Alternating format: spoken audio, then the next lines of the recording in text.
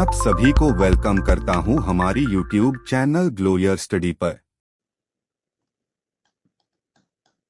Good morning everyone, good morning. क्या हाल चाल है जी आप सभी के? Good morning, good morning, good morning. आ जाओ भाई, सभी लोग शुरू करते हैं जी फटाफट से। Good morning, good morning, good morning. बहुत बढ़िया जी, आ जाए, सभी का स्वागत है। शुरू करते हैं जी आज का सेशन।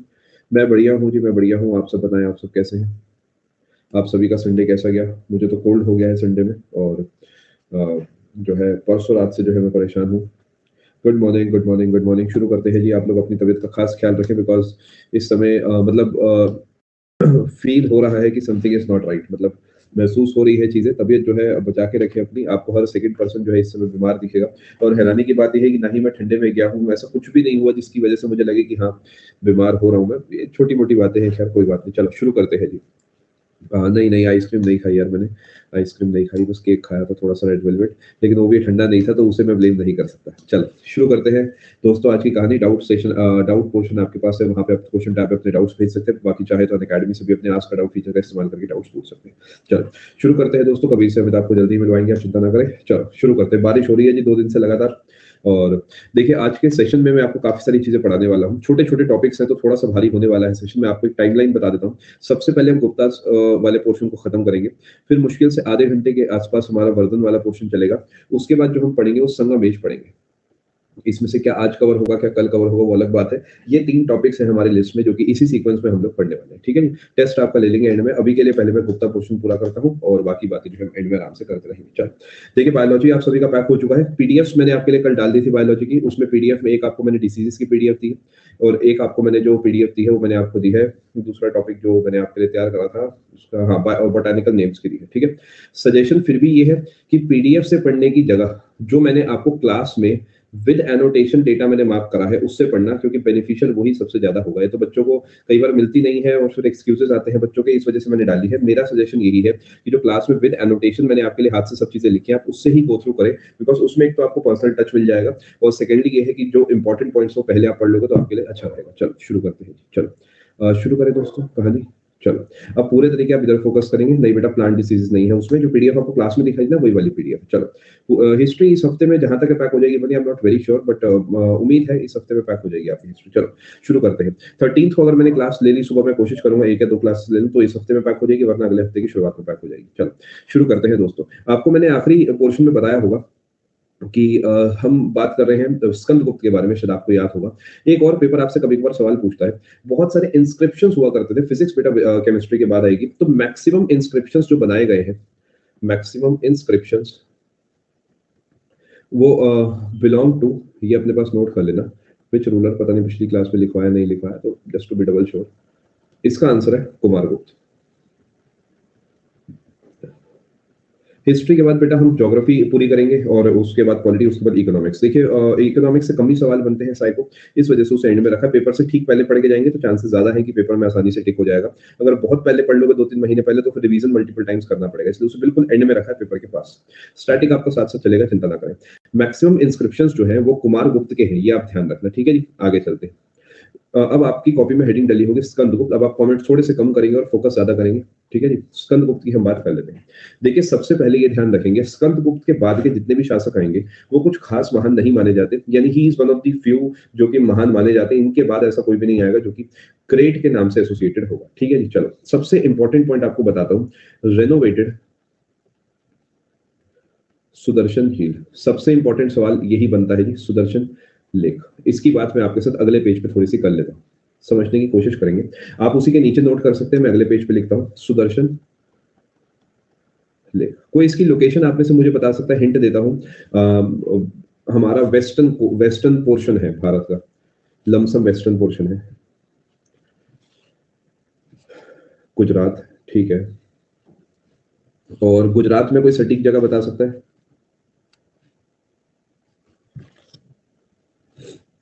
ठीक है, गिरनार की पहाड़ियां, बिल्कुल सही। सबसे पहले आपसे सवाल पूछा जाएगा सुदर्शन लेक कहां पर है, तो आप आंसर देंगे गिरनार हिल्स, गुजरात। सबसे पहला सटीक आंसर आपसे यहां से बनेगा। ठीक है जी, ये लोकेशन हो गई इसकी। अब इससे कौन कौन से एसोसिएटेड रूलर्स हैं, यानी रूलर्स एसोसिएटेड। देखिए सबसे पहले ये बनवाई किसने, अगर आपसे कोई ये पूछता है कंस्ट्रक्शन की अगर आपसे मैं बात करता हूँ, डन बाय, तो इसका आंसर होता है चंद्रगुप्त मौर्य। बनवाई इनके अंडर जो है, जी हाँ आप कह सकते हैं बिल्कुल सतोषी, बनवाई इनके अंडर एक और इंसान हुआ करते थे, कई किताबों में उनका नाम पुष्यगुप्त कहा जाता है, कहीं में कुछ कहीं में कुछ, बट अपने को क्योंकि रूलर पूछा जाता है एसएससी में, तो अपन लोग चंद्रगुप्त मौर्य वर्ड जो है ध्यान रख सकते हैं। ठीक है जी। इसके बाद दूसरे नंबर पे आप ध्यान रखेंगे, इसका रेनोवेशन कराया गया है, रेनोवेटेड 2 टाइम्स, 2 बार इसका रेनोवेशन हुआ है। समझ गए क्यों? क्योंकि ये पानी की चीज़ है, इंपॉर्टेंट है, इससे आपकी आस्था जुड़ी हो सकती है, आपका इरिगेशन जुड़ा है, ऐसा-वैसा बहुत कुछ हो सकता है। सबसे पहले जो कराया गया है, वो कराया गया रुद्र दमन के द्वारा। अशोका नहीं है, यही कैच है इस बात का। रुद्र दमन जो है, ये रूलर हुआ करते थे शक डायनेस्टी के। शक या शक रूलर हुआ करते थे। ठीक है जी। और ये जो बात मैंने आपके लिए लिखी है, this point is mentioned in, ये आपके लिए अलग से लिखता हूँ, अभी पहले आप इतना समझे। ठीक है जी। दूसरे नंबर पे जो रेनोवेशन कराया गया है, ये कराया गया किसके द्वारा जी? स्कंदगुप्त के द्वारा, क्योंकि स्कंदगुप्त टॉपिक पढ़ा रहा था। तो ये जो है हम जानते हैं कि गुप्ता रूलर है, यानी गुप्त वंश के। ठीक है जी। अब ये जो पूरी बात लिखी गई है, ये पूरी सुदर्शन झील से जुड़ी जितनी बातें लिखी गई हैं, ये लिखी गई है, जो भी कि ऐसा ऐसा हुआ था, ऐसा ऐसा हुआ था, ये जितनी बातें मेंशन्ड इन या ऑन जूनागढ़ इंस्क्रिप्शन। ये पेज बहुत इंपॉर्टेंट है, एंशिएंट हिस्ट्री का बहुत इंपॉर्टेंट पेज आपका तैयार हो चुका है। मैंने ऐसा टॉपिक आपको इसे पढ़ा दिया है, वरना क्या होता है, इसके अलग अलग पॉइंट्स अलग अलग मिलते हैं तो मजा नहीं आता। ठीक है। क्या इस बात को आप समझ पाए? सुदर्शन लेक जो है, उसकी लोकेशन पता लग गई है, किसने बनवाई ये पता लग गई है, किसने रेनोवेशन कराई ये पता लग गया, और ये बात कहाँ लिखी गई ये पता लग गया। ये 4 ही सवाल यहाँ से पूछे जाते हैं। ठीक है जी। 1, 2, 3 और मतलब इनमें से कोई सा भी पूछा जा सकता है, और चौथा ही गुजरात वाला पॉइंट। ठीक है जी। अब अगर मैं यहाँ पर लिखता हूँ रेनोवेटेड सुदर्शन लेक, तो मैं इसके साथ अलग से मेंशन नहीं करूंगा आपके लिए कि सुदर्शन लेक जो है गुजरात में है। ये मैंने as a page, as a topic आपको अलग से एक सिंगल पेज पे नोट करा दिया। ठीक है जी। आगे चलते हैं। ये सेकंड टाइम रेनोवेट कराया था, आपको ये भी पता होगा, सेकंड टाइम रेनोवेट इन्होंने कराया, क्योंकि पहली बार जो है वो हम जानते हैं कि रुद्र दमन ने जो है इसे रेनोवेट कराया था। चलो आगे चलते हैं। रेनोवेटेड सुदर्शन लेक, और इसके बाद समय के साथ साथ इन्वेजन होने लगे, इनके इलाकों पे जो है अटैक होने लग गए, और यहां पर अटैक हुआ, गुप्त एम्पायर अटैक्ड बाय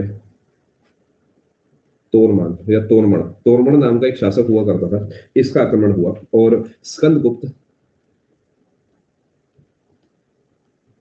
डिफीटेड तोरमण। क्या यहां तक आप बात समझ पाए? इनसे जुड़े बस यही सवाल इंपॉर्टेंट है। समय आगे बीता और इसका डाउनफॉल आगे गुप्त समझ पा रहे?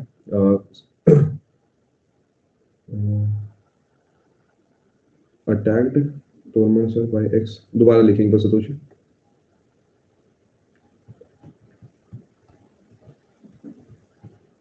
देखिए, गुप्त एम्पायर के ऊपर अटैक हुआ है, आप इसे दूसरे तरीके फ्रेम कर देता हूं आपके लिए, रुकिए। सिंपल कर देते हैं, ग्रामर वैसे इसमें भी सही लगाई है, कुछ ऐसा एरर है नहीं, फिर भी आपके लिए और इजी भाषा में लिख देता हूँ। तोरमण अटैक्ड स्कंदगुप्त या गुप्त एम्पायर, जैसे भी आप इसे लिखना चाहें, और स्कंदगुप्त डिफीटेड तोरमण। क्या बात को आप समझ पा रहे हैं? कंफर्म करें। समय के साथ साथ अटैक हुआ और गुप्ता एम्पायर यहाँ से डाउनफॉल की तरफ चला गया। देखिए, वही पढ़ाया जा रहा है जो पेपर के लिए इंपॉर्टेंट है, तो ये मत समझिएगा कि कोई आपको हिस्ट्री ऑनर्स का कोर्स आपको कराया जा रहा है, 100 घंटे में वो चीज नहीं हो सकती। तो जो पेपर पूछता है वो चीज आपको मेनली पढ़ाई जा रही है, आपकी जिज्ञासा से पहले आपके सिलेक्शन को रखा जा रहा है, तो इसलिए बहुत जगह कट शॉर्ट करा जाता है और बहुत जगह ज्यादा डेटा दिया जाता है। ठीक है, आगे चलते हैं। इसके बाद हो जाता है पूरे तरीके आप कहेंगे डिक्लाइन हो जाता है गुप्त एम्पायर का। हम एक ही चीज पढ़ते हैं बस, वो है last ruler of Gupta dynasty. ये आपको पता होना चाहिए, काफी इंपॉर्टेंट है। इनका नाम है कुमारगुप्त तृतीय या फिर विष्णुगुप्त। इनके 2 नाम है, इसमें मैं कुछ नहीं कर सकता। इनके 2 नाम है, तो आपको जो है दोनों ही पता होंगे तभी काम बनेगा। क्या बात को आप समझ पा रहे हैं? ये आखिरी ऐसा मतलब गुप्त एम्पायर जब खत्म होने वाला था, तो उसके बाद एक सिंगल एम्पायर ऐसा नहीं बन पाया जो कि पूरे तरीके उस तरीके कंट्रोल कर पाता। तो यहाँ से छोटे छोटे छोटे छोटे राजवंशों में, डायनेस्टीज में टूट जाता है, और समय के साथ जो है कोई भी ऐसी डायनेस्टी नहीं आती जो कि हम जिसे कहें कि जिसने भारत पे कब्जा करा, भारत पे राज करा। बट एक समय आता है जब एक ऐसा और एम्पायर बनता है जो कि हम फाइनल एम्पायर कह सकते हैं।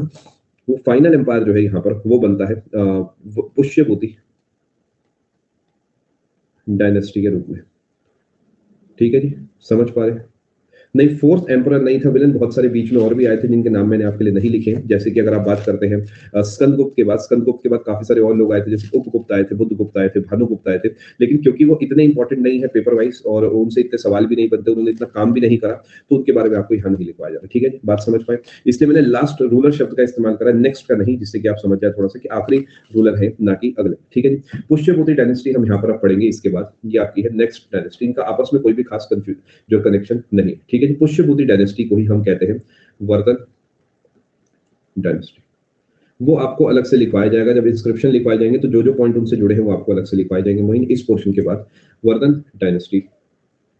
ठीक है जी, जैसे रुद्र दमन अपने आप में एक ही सवाल कैरी करता है, वो ये वाला, तो मैंने आपको यहाँ पर मेंशन करा दिया रादर देन एक्सप्लेनिंग शक वंश, बिकॉज पेपर शक वंश से जो पूछता है वो मैंने यहाँ पर कनेक्ट करके आपको दे दिया। तो इस तरीके थोड़ा सा चल रहा है। चलो, पुष्यभूति डायनेस्टी जो है वही वर्धन डायनेस्टी है, ये पता होना चाहिए। इस बार पेपर में इससे एसोसिएटेड सवाल बना था, इससे नहीं। ठीक है जी, बिल्कुल हो सकता है, लेकिन जनरली दोनों ही नामों से बुलाया जाता है, तो दोनों नाम में आपको ऑप्शन में कुछ भी दिख सकता है। ठीक है, पुष्यभूति डायनेस्टी और वर्धन डायनेस्टी एक ही बात है, ध्यान रखेंगे।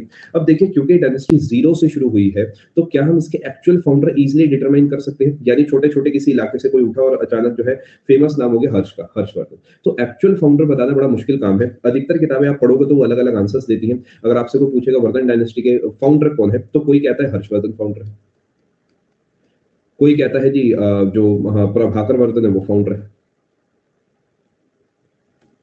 और कोई कहता है जी एक और इंसान हुआ करते थे जिनका नाम था नरवर्धन, ये फाउंडर है।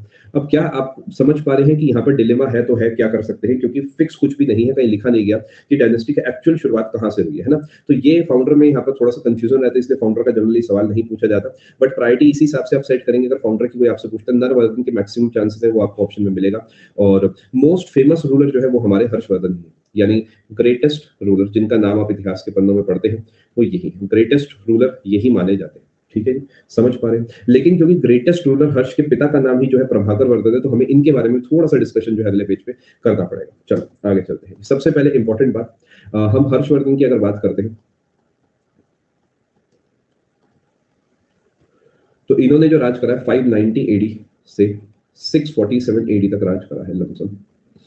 और इनके जो फादर है, मेरा ख्याल जतिन सब मिला के 5 लेक्चर्स आप मान सकते हैं। एक रफ आइडिया दे रहा हूं मैं आपको, 100 घंटे का हो जाएगा एक तरीके से कोर्स है प्रभाकर वर्धन। चिंता ना करें, बाकी कोर्सेज 100 घंटे के नहीं जाएंगे, बस यही वाला गया है क्योंकि एक तो हिस्ट्री है, बहुत डिटेल्ड है, और दूसरा देखिए स्ट्रैटेजी पेपर के हिसाब से बनानी होती है, तो वो पेपर के हिसाब से स्ट्रैटेजी, क्योंकि अब पेपर अपने सर पे है, तो अकॉर्डिंगली आपके लिए आप देखोगे टाइप्ड कंटेंट आपको मिल रहा है, तो घंटे के हिसाब से इतना कोर्स नहीं जाएगा, बट कंटेंट आपको जैसा पूरा मिलता है वैसे ही मिलेगा। मदर का नाम है यशोमती। ठीक है, समझने की कोशिश करते हैं। जो कैपिटल हुआ करती थी, थोड़ा समझते हैं जी, वो हुआ करती थी थानेश्वर। बाद में इनका रिलेशन कन्नौज से भी है, क्यूरियस, लेकिन इनिशियली जब ये गद्दी पर बैठे थे तो जो थानेश्वर है वो कैपिटल हुआ करती। थानेश्वर कुरुक्षेत्र वाले इलाके में है। कुरुक्षेत्र कहाँ पर, अगर आपको नहीं पता तो ये हरियाणा में आपको देखने को मिलता है। यहाँ तक आप बात समझ पा रहे हैं? ठीक है, मोइन में प्लान कर लेता हूँ, चाहे स्पेशल में ले लूंगा। ठीक है, समझ पा रहे? स्पेलिंग हाँ सही कर देता हूँ, मैंने गलत लिख दी स्पेलिंग, प्रभाकर वर्धन। ठीक है, चलो, क्या बात को आप समझ पा रहे हैं? पक्का? चलो आगे चलते हैं। अब क्योंकि प्रभाकर वर्धन जो है एक इलाके के आप कहेंगे राजा थे या कंट्रोलर थे, रूलर थे, तो प्रभाकर वर्धन जो है इनकी थोड़ी सी बात करते हैं अगले पेज पे, या यहीं पे कर लेते हैं। प्रभाकर, आज आपको हल्का सा हो सकता है महसूस हो रहा हूँ कि मैं थोड़ा सा धीरे बोल रहा हूँ, वो सिंपली इसी वजह से क्योंकि मुझे कोल्ड काफी ज्यादा है और मेरी शाम तक क्लासेस है, तो मैं पूरे तरीके एग्जॉस्ट नहीं होना चाह रहा, ऐसा ना हो कि मैं अगली क्लास जो है ना ले पाऊँ, तो इसी वजह से थोड़ा सा जो है मैं इस समय पावर सेविंग मोड पे चलने की कोशिश कर रहा हूँ। ठीक है, और ईयरफोन्स का इस्तेमाल करें अगर आपको थोड़ी तकलीफ हो रही है तो। चलो, प्रभाकर वर्धन जो है इनके बेटे हुआ करते थे, एक जिनका नाम था क्या, राज्यवर्धन, ये पता होना चाहिए आपको। दूसरे बेटे हुआ करते थे जिनका नाम था हर्षवर्धन वर्धन, और एक इनकी बेटी हुआ करती थी जिनका नाम था राज्य। ठीक है जी, यहां से पेपर सवाल पूछा था, एक बहुत ही मुश्किल सवाल बना था, वो ये बना था कि after the death of Prabhakar Vardhan dash became the ruler of Thaneshwar, और मैक्सिमम बच्चे हर्षवर्धन टिक करके आए थे क्योंकि उन्हें लगता है कि यही सत्य होगा। बट क्योंकि एल्डर सन जो है वो ये थे, तो लॉजिक ये कहता है कि एल्डर सन जो है गद्दी पर बैठेगा, तो राज्यवर्धन बने थे प्रभाकर वर्धन की डेथ के बाद अगले शासक। समझाने की कोशिश करना, अगले पेज पे स्टेटमेंट लिख ही देता हूं मैं आपके लिए।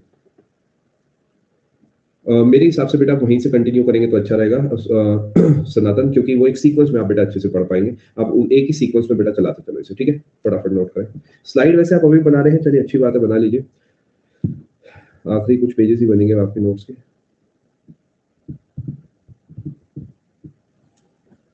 चलो अब ध्यान से समझते हैं। राज्यवर्धन became of Thaneshwar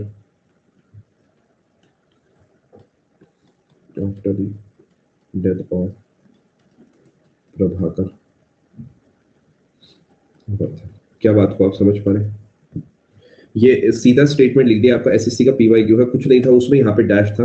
अगर आसान सवाल बनाएगा तो ऐसे लिख देगा dash comma the brother of Harshvardhan became the ruler, और आपको 4-5 ऑप्शन दे देगा। लेकिन सटीक अगर सवाल बनेगा तो सिंपली इसकी जगह फिलअप देके बाकी आपको सेम स्टेटमेंट कॉपी कर देगा। समझने की कोशिश करते हैं।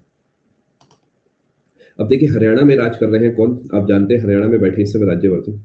अगर मैं आपसे एमपी वाले इलाके की बात करता हूँ, एमपी या फिर मालवा इसे आप कह सकते हैं, हम पढ़ेंगे जब मेवाड़ मालवा वगैरह, हम सेंट्रल हाईलैंड पढ़ते हैं ज्योग्राफी में, वहां डिस्कस करेंगे।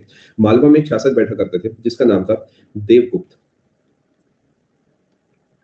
हरियाणा में बैठे हुए थे कौन? हरियाणा में बैठे हुए थे राज्यवर्धन। समझ पा रहे हैं? मैं उम्मीद कर रहा हूं यहां तक आप बात पूरी तरीके से समझ पा रहे हैं। इसी तरीके यूपी जो कि करीब यहाँ पे पड़ेगा, यहाँ पर एक इंसान बैठा हुआ था जिसका नाम था गृही वर्मन।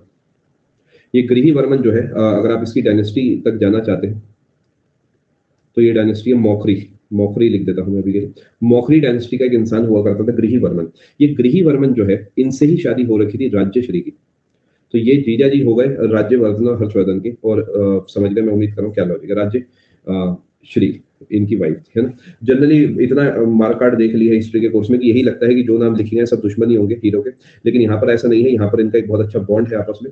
और ये जो है यूपी के कन्नौज में बैठे हुए थे। यूपी का जो कन्नौज वाला इलाका है, आपने सुना होगा कन्नौज में भी वर्धन वंश जो है एक्सपैंड कर गया था। उसकी कहानी की शुरुआत में आपको थोड़ी समझाने की कोशिश कर रहा हूं। क्या यहाँ तक आप बात समझ पा रहे हैं? इसी तरीके एक और जगह है, यहाँ पर मैं अलग कलर से बना देता हूँ। यहाँ बंगाल, उस समय वेस्ट बंगाल जैसा कुछ नहीं था तो बंगाल लिखूंगा मैं। बंगाल में उस समय एक इंसान बैठे हुए थे जिसका नाम था शशांक। शशांक लिखे, शशांक लिखे, कोई फर्क नहीं पड़ता, जैसे लिखना चाहे आप लिख सकते हैं। क्या यहाँ तक आप समझ पाए थोड़ा सा मैप? यानी हरियाणा में बैठा हुआ राज्यवर्धन, जिसकी जो दीदी है वो बैठी हुई है यूपी के कन्नौज में, और मालवा में एक इंसान है देवगुप्त, और बंगाल में एक इंसान है जिसका नाम है शशांक। क्या यहाँ तक आप बात समझ पाए? नहीं, मुझे कभी मौका नहीं मिला। चलो आगे चलते हैं जी। अब हुआ क्या, ये दोनों आपस में दोस्त हुआ करते थे,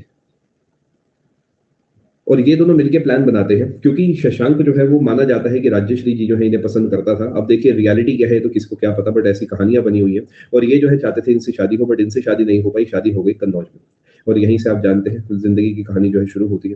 तो शशांक जो है वो प्लान करते हैं देवगुप्त के साथ मिलके कि हम चल के जो है यूपी के कन्नौज पे अटैक करते हैं। ठीक है, क्या बात को आप समझ पा रहे हैं?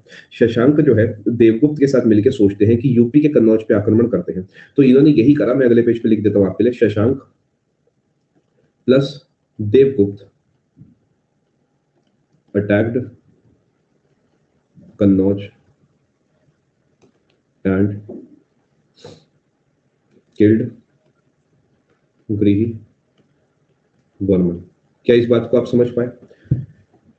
देवगुप्त जो है वो शशांक के साथ मिलके कन्नौज पे आक्रमण कर देते हैं, और कन्नौज के जो राजा होते हैं गृही वर्मन, उनकी हत्या कर देते हैं। क्या आप यहाँ तक बात समझ पाए?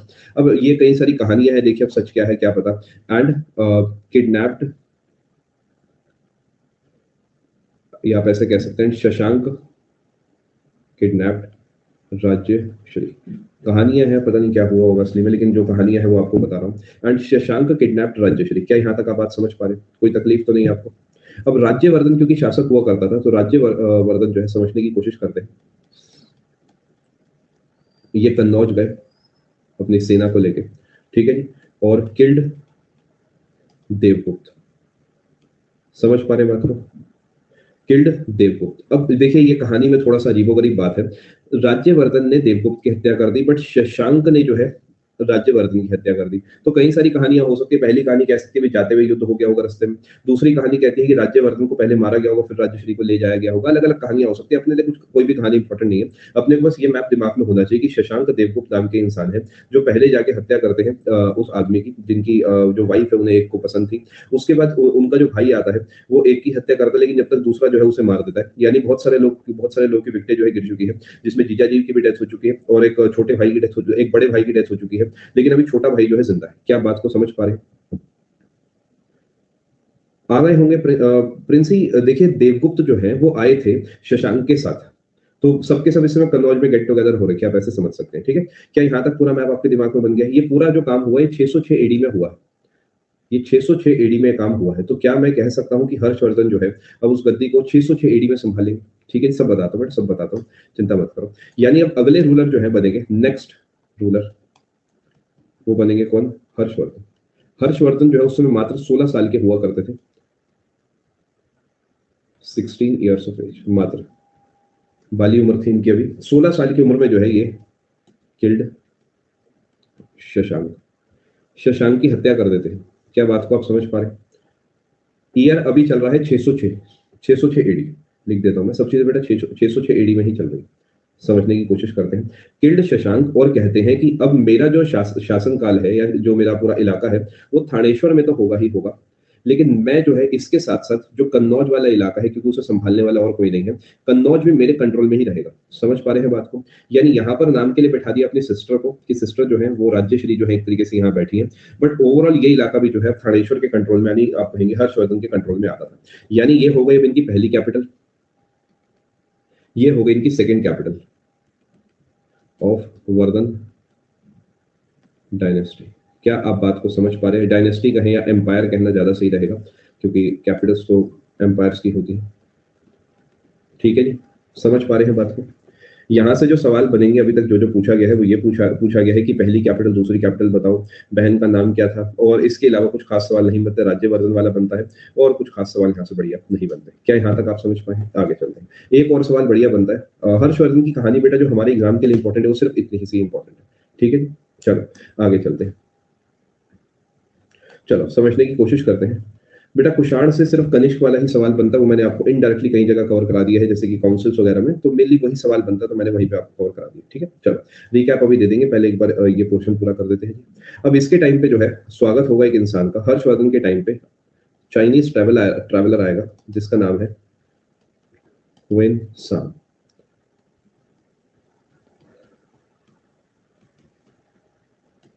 विजिटेड इंडिया, या आप कहें इंडिया, या जैसे भी कहना चाहें, during the reign of Harshavardhana. Paper का बहुत इंपॉर्टेंट सवाल है।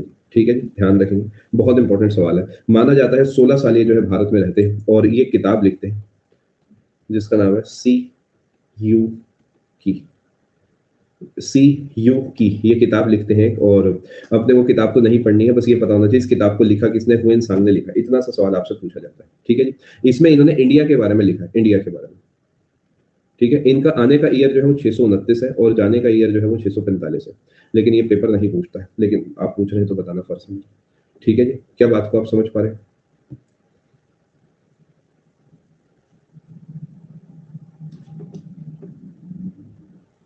चले, हाँ चाइनीज में लिखोगी, नाम तो ऐसे ही है। चलो आगे चलते हैं। अब इसके अलावा आपको एक और चीज पता होनी चाहिए, रॉयल पोएट ऑफ हर्षवर्धन। पिछले 5 सवालों में इससे कम से कम 20 बार सवाल बन चुका है और पिछले 2 सालों में इंटेंसिटी काफी ज्यादा है। हर एक पेपर में इससे सवाल पूछा जा रहा है। रॉयल पोएट ऑफ हर्षवर्धन, हर एक पेपर जी, कोई पेपर नहीं बचा है जिससे ये सवाल ना पूछा गया हो कि बाणभट्ट जो है वो किससे जुड़े हैं। बाणभट्ट जो है, ध्यान रखेंगे, इन्होंने 2 किताबें लिखी थी। बहुत इंपॉर्टेंट सवाल है जी। रोट क्या? हर्ष चरित, और इसके अलावा कादम्बरी। रट लेना जी इस पेज को, घोट के पी जाना, चाय के साथ डुबो के खा लेना, बहुत इंपॉर्टेंट। ठीक है, क्या यहाँ तक आप बात समझ पा रहे हैं? आपका स्वागत है Monty. Royal poet of Harshvardhan जो है वो आपका बाणभट्ट है, ध्यान रखेंगे, और इन्होंने 2 किताबें लिखी। बट हर्षवर्धन खुद भी जो है एक लेखक हुआ करते थे, पता नहीं कब लिखते होंगे। हर्षवर्धन जो है, ध्यान रखेंगे, इन्होंने भी कुछ किताबें लिखी जिसके अंदर एक आती है नागानंद, एक आती है रत्नावली, और एक आती है प्रिय दर्शिका। रट लेना जी, रट लेना इस पेज को, बहुत इंपॉर्टेंट पेज है दर्शिका। पूरा दिल्ली सल्तनत पढ़ने के बाद उससे जितने सवाल बनते हैं उतने ही सवाल इस सिंगल पेज से बन जाते हैं, यानी अगर आप फ्रीक्वेंसी की बात करते हैं तो। ठीक है जी। क्या हाँ, दर्शिका जनरली कहा जाता है, हो सकता है आपने कहीं दर्शिनी पढ़ा हो श्वेता, बट दर्शिका कहा जाता है जनरली। ठीक है जी। ये आपको पता होना चाहिए कि 2 किताबें जो ये हैं बाणभट्ट के द्वारा लिखी गई है, इनके बेटे भूषण भट्ट ने भी इसमें कंट्रीब्यूशन करा था, बट पेपर जो पूछता है वो ये डेटा है कि किसने लिखी है, बाणभट्ट ने। और ये 3 किताबें किसने लिखी है, हर्षवर्धन ने। तो ये रट लेना जी, बहुत इंपॉर्टेंट डेटा है ये। चलिए दोस्तों आगे। सब एक ही है, एक ही किताब है इस नाम की बेटा, कहीं आपको जो भी दिखे वो बेसिकली प्रियदर्शिका जैसा कुछ भी दिखे तो हर्षवर्धन वाली किताब ही है वो। ठीक है जी। मैं बार-बार बता रहा हूँ ये पेज बहुत ज़्यादा इंपॉर्टेंट है। बेटा पर्सनली डाउट्स नहीं भेज पाएंगे मोंटी आप, क्योंकि ये जो डाउट्स है पब्लिक डाउट्स होते हैं, पहले वो आप भेज सकते थे बट अब वो फीचर नहीं है। यानी जो भी आप भेजेंगे वो आप क्वेश्चन टैब में भेजें, वो डाउट हर बच्चा जो है पढ़ पाएगा और हर बच्चा उसे देख पाएगा। ठीक है जी। बहुत सारे सवाल तुषार, बहुत सारे सवाल। यहाँ तक मैं उम्मीद कर रहा हूँ बात पूरे तरीके से समझ चुके हैं। चलिए आगे समय बीतता है। 647 में हर्षवर्धन डाइड, इनकी डेथ हो जाती है। और डेथ होने के बाद जो है, क्योंकि इनका कोई उत्तराधिकारी नहीं होता, तो इनका जो एम्पायर है वो डिसइंटीग्रेट हो जाता है। यानी जो वर्धन एम्पायर है वो डिसइंटीग्रेट हो गया। डिसइंटीग्रेट होने का मतलब है छोटे छोटे अलग अलग इलाकों में टूट गया। और उसके बाद कोई भी ऐसा नहीं आता जिसे हम कहें कि जिसने भारत पे राज करा, जो कि इंडिया का एक तरीके से रूलर बना, उसमें छोटे छोटे एम्पायर बन रहे थे। क्या यहाँ तक आप बात समझ पा रहे हैं? अब देखिए 647 के बाद आप जानते हैं कि कुछ खास नहीं है। अब वही मोहम्मद बिन कासिम आने वाली बात है, जो मैं आपसे ऑलरेडी कर चुका हूँ इस कोर्स की पहली 4-5 क्लासेस में। ठीक है, माना जाता है नेचुरल डेथ थी इनकी। ठीक है, मैं उम्मीद कर रहा हूँ आप समझ पाए। चलिए, नहीं इनकी शादी हुई थी श्वेता, लेकिन माना जाता है इनका कोई उत्तराधिकारी नहीं था। ठीक है जी। क्या यहाँ तक आप बात समझ पाए हैं दोस्तों? एक बार ईमानदारी से बताएं। पक्की बात। चलो, मैंने आज इस सेशन में आपको जो जो बताया है मैं आपको एक बार बता देता हूँ। मैंने स्कंदगुप्त वाला पोर्शन आपको समझाया है, उसके बाद मैंने आपको सुदर्शन झील पढ़ाई है, उसके बाद हमने आखिरी रूलर पढ़ा है, पुष्यभूति डायनेस्टी की शुरुआत हमने पढ़ी है, हर्षवर्धन की हमने बात करी है, राज्यवर्धन की बात करें, राज्यश्री की बात करी है, मालवा और अपना कन्नौज वाले इलाके की बात करी है। फाइनली हमने ये देखा है कि किस तरीके कन्नौज भी इन्हीं के कंट्रोल में आ जाता है। और एक किताब का नाम हमने पढ़ा है, उसके अलावा 5 किताबों के और नाम पढ़े हैं, और उसके बाद हमने इनका अंत कर दिया। बहुत इंपॉर्टेंट सेशन है बेटा ये। अभी तक जितना आपको पढ़ाया गया है, हर सेशन में मैं ये लाइन नहीं कहता हूँ, है ना, तो ये काफी इंपॉर्टेंट बात है। नहीं देखिए, इससे बड़ा था एम्पायर मोइन। अगर आप एक बार एक काम करना, इंटरनेट पे एक बार लिखना हर्ष एम्पायर या फिर वर्धन एम्पायर, तो उसमें फोटो आप देखोगे तो काफी बड़ा पोर्शन कवर होता है। ये तो देखिए हम बस मैंने नाम लिखे कैपिटल से, ऐसा नहीं कि सिर्फ 2 ही एरियाज में करूँ था, काफी बड़ा एम्पायर था इनका। चलो, ये सौरभ बिल्कुल हुआ। क्या यहाँ तक आप बात समझ पाए हैं दोस्तों? बेटा वो पढ़ाऊंगा ना पटेल, इसके बाद पढ़ाऊंगा वो। देखिए, चंद्रगुप्त मौर्य नहीं है कुछ भी प्रिंसी। अगर आप चंद्रगुप्त 1-2 बोलेंगे तो आंसर होगा। चंद्रगुप्त मौर्य एक अलग शासक है, चंद्रगुप्त 2 एक अलग शासक है। तो एक बार इसे क्लियर करो प्रिंसी बेटा, क्योंकि चंद्रगुप्त मौर्य तो गुप्ता वंश की है ही नहीं। एक बार आप चेक करो, ठीक है। चलो, मेरे पास कौन सा है, अरे यार देखो मेरे पास कई सारे मोटोरोला पड़े हुए हैं। मेरे पास मोटो G1 है, G2 है, मोटो X है, मोटो G60 भी है, कई सारे हैं मेरे पास। जो फिलहाल मैं यूज कर रहा हूँ मोटो G60 करके कोई है, पता नहीं, G60 है मेरा ख्याल।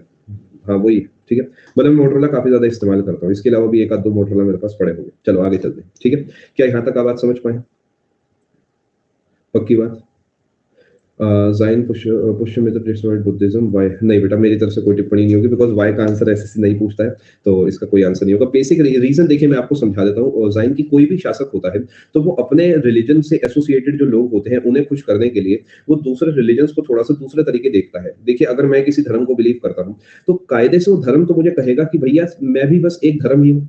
हिंदू धर्म मुझे ये कहेगा कि मैं भी एक धर्म ही हूँ, मुस्लिम धर्म, मुस्लिम या इस्लाम धर्म जैसा, सिख धर्म जैसा। लेकिन मेरी इंटरप्रिटेशन जो है, मेरा छोटा सा दिमाग जो है वो इसे ग्रेट कह देगा, तब तक तो ठीक है। लेकिन जैसे ही वो इसे ग्रेटर कहेगा ना, तो मैं दूसरे वालों को डिमीन करने लगूंगा, मैं उनके धर्म की कोई कमियां निकालने लगूंगा, किसी ना किसी तरीके उन्हें बुरा फील कराने लगूंगा। और यही वो कहानी है जो कि अब तब से अब तक चलती आ रही है। आज भी ऐसे ही होता है कि हम अपने धर्म को सबसे ऊपर रखने की कोशिश करते हैं।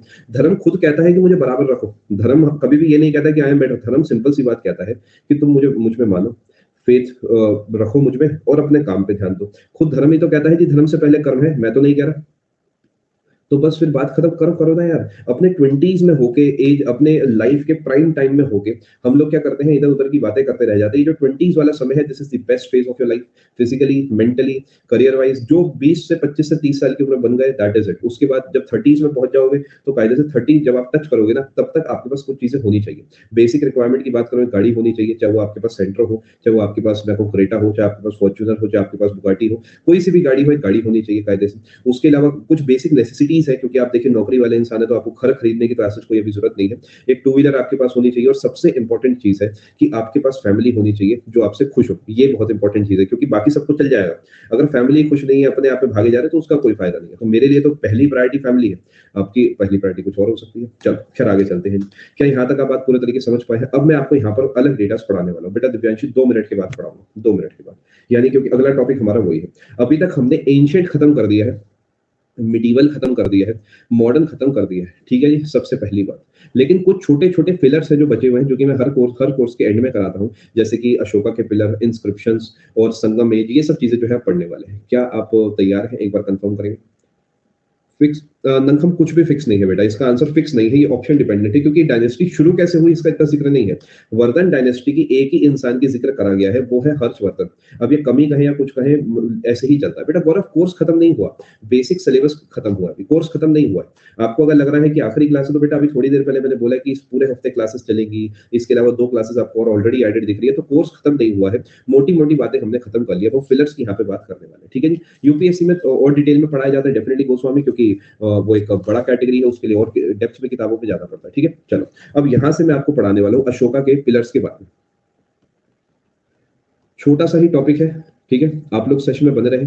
मैं थोड़ा सा पानी वानी पी लेता हूँ और मेडिसिन लेके आपके साथ 1 मिनट में मुलाकात करता हूँ, ठीक है। आज हो सकता है सारे सेशन में मैं एक से ज्यादा ब्रेक लूँ, क्योंकि थोड़ा सा हालत खराब है। बट कोशिश पूरी पूरी यही है, 100% मान के चलिए कि पूरी क्लासेस जैसे आपकी चलती है वैसे ही चलती रहेंगी। आप प्लीज सेशन में बने रहे, मैं आपसे 1 मिनट में मुलाकात करता हूँ।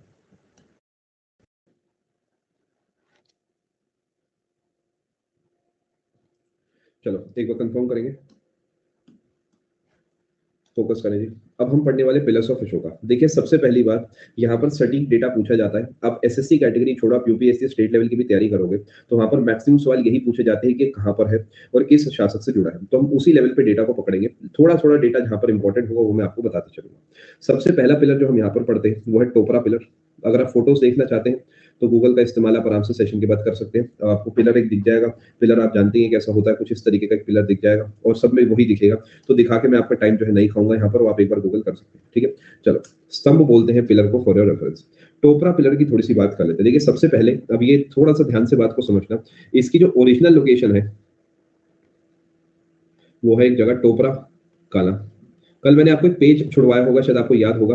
उस पेज पे डेटा लिखना है। मैंने आपको टोपरा काला लिखवा के कहा था भाई पेज छोड़ देना। अगर आपने छोड़ा है तो भी ठीक है, नहीं छोड़ा तो एंड में नोट कर लो। टोपरा काला विलेज। बट ये जो विलेज है आपको देखने को मिलते हैं कहाँ पर? अंबाला में। बट कुछ समय के बाद जब समय बीता आगे चला, तो फिरोज शाह तुगलक नाम के एक शासक हुए, मैं उम्मीद कर रहा हूं आपको याद होंगे। फिरोज शाह तुगलक जो है इसे वहां से हटवाकर इसे दिल्ली ले आए। इसे दिल्ली ले आए। तो क्या मैं कह सकता हूँ कि प्रेजेंट लोकेशन इसकी है, प्रेजेंट लोकेशन है वो दिल्ली है। समझ गए?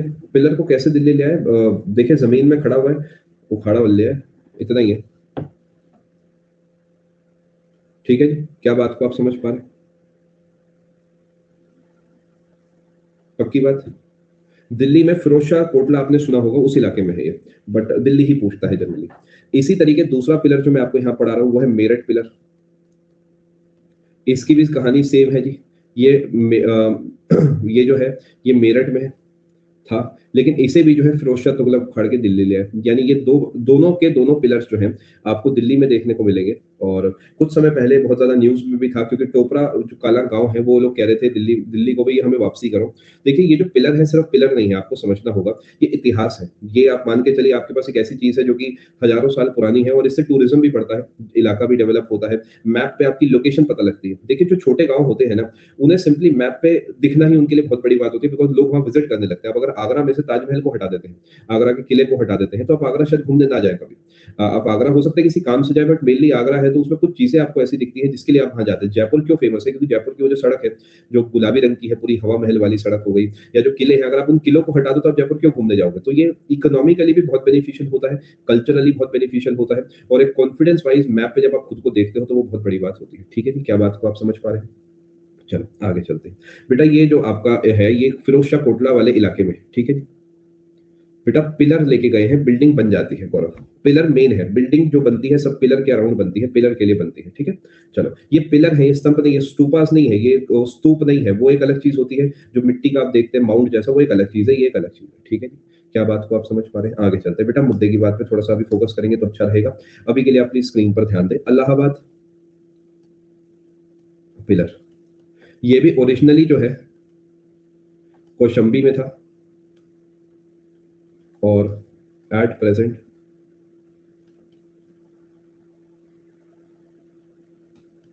इलाहाबाद किला है, इलाहाबाद फोर्ट, आप शायद कभी गए हो जीवन में, ये आपको वहां देखने को मिलता है, ठीक है जी। थोड़ा सा फोकस आप ज्यादा करेंगे, क्योंकि होता क्या है, बच्चे यहाँ पर जिज्ञासा जगा के अपना नुकसान कर लेते हैं। जिज्ञासा बिल्कुल जगाए, मैं ही हमेशा कहता हूँ कि जिज्ञासा आपके अंदर होनी चाहिए, बट कभी कभार जो सबसे इंपॉर्टेंट बात स्क्रीन पर है उस पर हम फोकस करें तो बेस्ट रहेगा। ये सांची में ही है, सांची मध्य प्रदेश में। 5वें नंबर पे जो है सारनाथ है, generally present bold Sarnath pillar. ये बता सकता है कोई सारनाथ कहाँ पर है जी? यूपी एमपी बता दो बस, थोड़ा तो आपसे भी कष्ट कराऊं मैं। यूपी में नियर वाराणसी लिख देता हूँ मैं, थोड़ा सा आसानी रहेगी। वाराणसी यूपी उत्तर प्रदेश में, ठीक है। क्योंकि अमिया ये अमर होने का एक तरीका है। देखिए होता क्या है अमिया, तो मुझे बताएं, आपने नोटिस करा होगा हमारी जो, एक काम करता हूँ पहले साथ के साथ लिख देता हूँ, फिर आपको समझाता हूँ वाई पिलर्स ओनली, ठीक है। पहले नोट्स पूरे बना देता हूँ आपको। ये वही है सारनाथ पिलर जो कि जुड़ा है फर्स्ट सरमन ऑफ बुद्धिज्म, याद है धर्म चक्र परिवर्तन, बुद्धिज्म से यही जुड़ा है। ये तभी बनवाया गया, मतलब उसी को कमेमोरेट करने के लिए, यादगार बनाने के लिए बनाया गया था। आज हम इसे इस नाम से जानते हैं, अविनेश। आगे चलते हैं। तब इसके नाम नहीं रखे थे। देखिए जो नाम आप देख रहे हैं, ये नाम अपने आप में कुछ नहीं है, जगह का नाम है और कुछ नहीं है। जैसे कि आप देखते हैं बेटा, टोपरा पिलर जगह है, एक टोपरा में पिलर, टोपरा पिलर, मेरठ में पिलर, मेरठ पिलर, इलाहाबाद में पिलर, इलाहाबाद पिलर, सांची में पिलर, इस तरीके से, मतलब अपने आप में पिलर का कोई नाम नहीं है, लोकेशन है एक तरीके से, ठीक है। आगे चलते हैं जी। कैपिटल में लिख देता हूं, स्पेलिंग में कंफ्यूजन नहीं हो सकती। लौरिया नंदनगढ़ पिलर, ये है चंपारण बिहार में। एक और है, वो अगले पेज पे लिखता हूँ, वो बहुत इंपॉर्टेंट है। बिल्कुल सतोशी। सबसे इंपॉर्टेंट जो यहाँ पर है सांची, सारनाथ और रामपुर है। रामपुर 7वें नंबर पे लिखवाऊंगा अगले पेज पे। आपने सुना होगा राष्ट्रपति भवन जो है, वहां पर एक बुल है जो कि काफी सारी किताबों में उसकी फोटो दी जाती है। वो जो बुल है वो बेसिकली रामपुर पिलर से ही जुड़ा है। सवाल कैसे आएंगे अगले पेज पे लिखवाता हूँ मैं आपको, फटाफट से आप इसे नोट करें। जी हाँ, सारनाथ पिलर जो है इससे ही जुड़ा है नेशनल एम्बलम। ये लाइन लिख देता हूँ मैं आपके, ठीक है। चलो, लौरिया नंदनगढ़ पिलर जो है ये आपको चंपारण बिहार में देखने को मिलता है। आखिरी पॉइंट ये है। 7वें नंबर पे आता है जी final, Rampur pillar, originally Champaran, presently Rashtrapati Bhavan, Delhi. इससे ही जुड़ा है वो एक बुल का जो आपने शायद कभी देखा होगा, राष्ट्रपति भवन का जो बुल है वो रामपुर पिलर का ही हिस्सा है। फटाफट नोट करें जी। अब सवाल आता है जी, सवाल ये आता है ये कोई एक शासक से नहीं जुड़ा यहाँ पर श्वेता, ये इन जनरल आया है, तो यहाँ पर कोई ऐसे शासक का नाम नहीं रहेगा। बिल्कुल एग्जैक्टली हुएन। देखिए बात क्या है मैं आपको बताता हूँ। आपने सुना है आपके घर वालों में, घर में जो सबसे बड़े हैं उनका सबसे बड़ा सपना क्या है? जैसे आपका सपना है बुलेट लेने का, केटीएम लेने का, गाड़ी लेने का, उनका सपना होगा मकान बनाने का। आप कभी भी इस चीज को ध्यान देना कि वो सबसे ज्यादा जोर मारते होंगे कि पहले मकान ले लो, मकान बना लो, रेनोवेट कर लो, प्लॉट ले लो। ये सब चीजें जो है बेसिकली उनके दिमाग में ज्यादा चलती होगी। व्हेन यू गेट मैच्योर तो आप ऐसा दिमाग लगाते हो कि आप 40 लाख की गाड़ी लेंगे, मान लेते हैं 40 लाख की छोड़ो, अभी सस्ती पे आ जाते हैं, 20 लाख की गाड़ी आप लेंगे, कोई मान लेते हैं क्रेटा ले लिया आपने, कोई बढ़िया मॉडल ले लिया, वो 20 लाख की गाड़ी आज से 5 साल बाद 10 लाख की रह गई, 8 लाख की रह गई। यही 20 लाख का प्लॉट ले लोगे तो ये आपका 40 लाख का हो जाएगा। ये सोच हो जाती है, ऐसे ही चलता है। जब मतलब एक कहावत शायद आपने कभी सुनी होगी, मतलब मेरे जो फादर साहब हैं वो मुझे कहा करते थे कि अभी जितने मजे करने हैं कर लो। जब मुझे वो कभी जैसे कहीं कुछ खिलाने-पिलाने ले गए, बचपन की बातें हैं, काफ़ी पुरानी बातें हैं, तो वो कहते हैं जिस दिन अपनी पहली सैलरी आ जाएगी, उसके बाद कुछ नहीं कर पाओगे, और ये बात 100% ट्रू, 100%। जब से मैंने कमाना शुरू करा है, तब से मेरे सारे शौक जो है वो बहुत कम हो गए हैं, और अब I can but I don't. तब I was not able to but I wanted to, ऐसे ही जीवन चलता है। तो आप अभी जब तक आप देखिए अभी नहीं कमा रहे थे, तब तक आप बुलेट देखिए मन नहीं करता।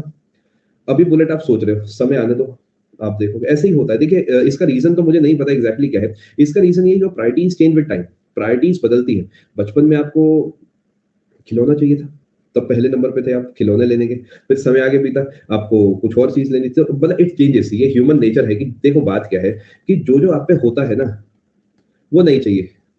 जो नहीं है वो चाहिए, अपना तो ऐसे ही है ना? समझ पा रहे हैं आप बात को? तो अपना तो ऐसे ही है भैया, चलो फिर आगे चलते हैं। तो देखिए यहाँ पर जो अशोका वाले कॉन्सेप्ट से मैं इसे लिंक करना चाहूँगा। अशोका चाहते थे, इन्हें पता था कि जीवन जो है वो खत्म होता है। अब जीवन खत्म होता है, लेकिन अशोका खत्म ना हो इसके लिए क्या करा जाए? इसके लिए कुछ बनवाया जाए, और उसी लॉजिक से बनवाए गए थे पिलर्स, जिस पे बहुत सारी बातें लिखी थी, इनकी मेनली तारीफें लिखी हुई थी। समझ पा रहे हैं बात को? कुछ फिक्स नहीं है हिमांशु यहाँ पे, ठीक है जी, चलें आगे। बिल्कुल सतोषी ऐसा आप कह सकते हैं, लेकिन भई अपन लोग तो जीते-वीते चलते हैं, ऐसा कुछ नहीं है। पंजाबी आदमी तो खाते-पीते चलता है अपना। चलो खैर आगे चलते हैं। क्या यहाँ तक आप बात समझ पा रहे हैं? आगे चलते हैं। अच्छा, इसका ये मतलब नहीं होता कि बेसिक नेसेसिटीज़ खत्म हो जाएगी। इसका सिंपली ये मतलब है कि जब आप बड़े होते हो तब आप समझते हो कि दिल्ली जैसी जगह पे मान लेते हैं, आप 3 गाड़ियाँ रख के कुछ नहीं कर सकते। 1 गाड़ी रख लो, उसके अलावा बढ़िया-सी कैब मँगवाओ और उसमें मस्त रह के घूमो। बचपन में आप सोचते हो गाड़ी लूँगा फॉर्च्यूनर और जाऊँगा लद्दाख। फिर आप सोचते हैं फॉर्च्यूनर की मेंटेनेंस इतनी ज़्यादा है, एक काम करता हूँ फॉर्च्यूनर किराए पे ले जाता हूँ 1 हफ्ते के लिए। क्या फ़र्क पड़ रहा है? ले लेगा 10, 20, 30 हज़ार रुपए, सुकून से जाऊँगा आराम से बैठ के। जैसे बचपन में मुझे कार चलाने का बहुत शौक था, मुझे बहुत शौक था कार चलाने का। मैं मतलब मुझे स्कूल टाइम में ही जो है गाड़ी आ गई थी चलानी। स्कूल टाइम में जो है मुझे 10वीं, 11वीं, 12वीं में गाड़ी चलानी आ गई थी। मतलब प्रॉपर जिसे कहते हैं गाड़ी चलानी आ गई थी। तब मुझे बड़ा शौक था। आज मुझे ऐसा है कि मुझे बस गाड़ी में बिठा के ले जाओ, मैं हूँ ही नहीं गाड़ी में। घर से निकलते हैं, मान लेते हैं मुझे 4 घंटे के रास्ते पे जाना है। तो मैं खुद गाड़ी नहीं चलाता, घर से निकलने के 10 मिनट के अंदर-अंदर मैं सो जाता हूँ। 10 मिनट के अंदर बता रहा हूँ मैं। जैसे मुरादाबाद से जा रहे हैं, तो मुरादाबाद से जाएँगे तो पूरा मुरादाबाद से बाहर नहीं निकलेंगे। दिल्ली से जाएँगे तो गाज़ियाबाद नहीं पहुँचेंगे, उससे पहले-पहले मैं सो जाता हूँ। और मेरा यही होता है कि अब जहाँ पहुँचे, वहाँ उठे। तो इट चेंजेस विद टाइम, ऐसे ही जीवन चलता है देखिए। चलो, खैर आगे चलते हैं। क्या यहाँ तक आप बात समझ पा रहे हैं? चलो फोकस करें। अब मैं आपको बताने वाला हूँ यहाँ पर pillar edicts related to pillar edicts related to Guptas. ठीक है जी। हमने देखिए टोटल फिक्स कुछ भी नहीं है मोइन, मेजर माइनर करके बहुत सारे हैं, आधे मिले ही नहीं है। लेकिन हम जो पढ़ते हैं जनरली यूपीएससी लेवल तक वो 7 पढ़ते हैं, तो मैंने आपको सातों पढ़ा दिया। ठीक है जी। मैं आपको बताता हूँ बेटा इसका मतलब क्या है। इसका मतलब होता है लेख। जैसे पहला लिखता हूँ आपके लिए, समझने की कोशिश करना। पहला है मेहरौली, ये तो सुना होगा जी। ये है पेपर के सवाल बेटा। हमें लग रहा था अशोका वाले से ज्यादा सवाल बनते हैं, लेकिन नहीं, सवाल इससे बनते हैं। मेहरौली पिलर एडिक्ट, इसका मतलब है जी मेहरौली। टेस्ला वेस्ला नहीं है यार, अपने देश में भी टेस्ला लेने का समय आया ही नहीं है। टेस्ला अब जैसे एक वो टाटा की गाड़ी आती है, वो भी बहुत बढ़िया है। मेरा ख्याल नेक्सॉन में ईवी मॉडल आ गया है। वो बहुत धीरे चलानी होगी, तभी आप अपनी मंजिल तक पहुंच पाएंगे। अगर आपको 200-250 किलोमीटर जाना है, वो 60-70 से ऊपर चलाओगे तो उसकी बैटरी लो हो जाएगी। क्योंकि वो शॉर्ट रेंज, मतलब एक तरीके से शॉर्ट रेंज आप कहेंगे 250-300 किलोमीटर को, है ना?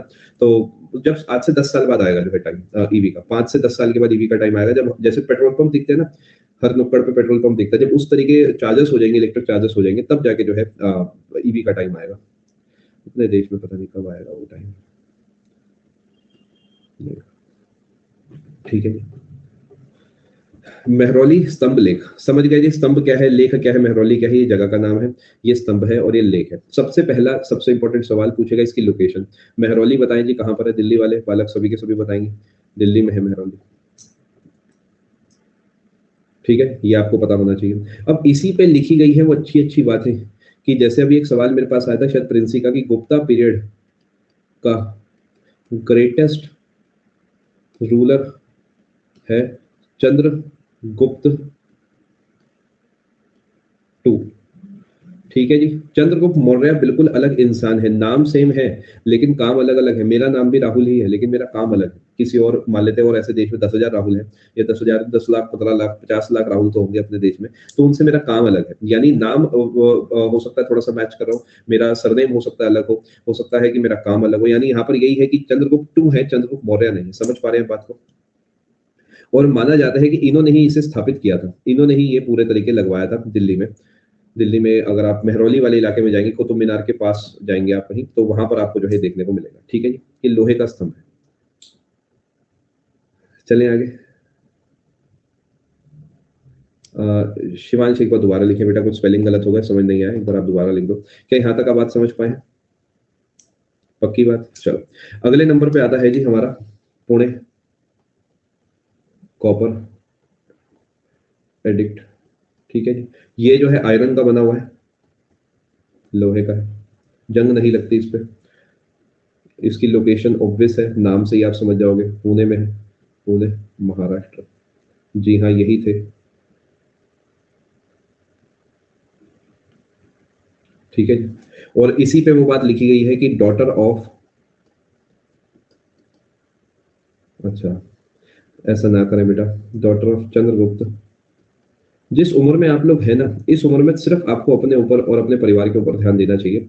हमें वो काम नहीं करना जो लोग 40s 50s में करते हैं। ये रिटायरमेंट के समय की इधर उधर की बात है। अभी आप सिर्फ और सिर्फ करियर बनाएं, जिसे जो करना है करने दीजिए। सिर्फ आप अपनी पढ़ाई करें 2-3 साल और वहां पहुंचे जहां आपकी आवाज सुनी जाएगी। क्या यहाँ तक आप समझ पाए हैं जी? पुणे कॉपर एडिक्ट जो है वो आपका बताता है कि जो चंद्रगुप्त टू है, जो कि विक्रमादित्य जिनकी बात अभी करी गई थी, उनकी बेटी का नाम प्रभावती था। आगे चलते हैं जी। एरन इंस्क्रिप्शन, कई बच्चों को लगा रहे सर तो बड़ा ही कट शॉर्ट कर रहे हैं, हमारे सवालों का आंसर भी नहीं दे रहे। एरन इंस्क्रिप्शन, ये कहां पर है जी? कोई बता सकता है? ये कोई बता सकता है? फटाफट बताएं। एरन इंस्क्रिप्शन मध्य प्रदेश में है। चलो कोई बात नहीं, मैं लिख देता हूँ आपके लिए, मध्य प्रदेश। ठीक है जी, और इसी पे लिखा गया है, इसी पे लिखा गया है कि जो ये बनवाया गया है भानुगुप्त के द्वारा, भानुगुप्त के द्वारा बनवाया गया,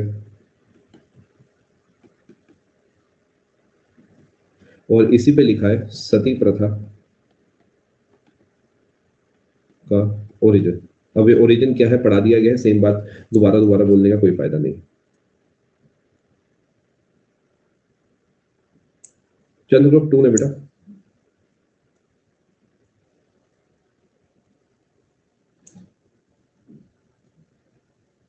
चले जी आगे चलते हैं।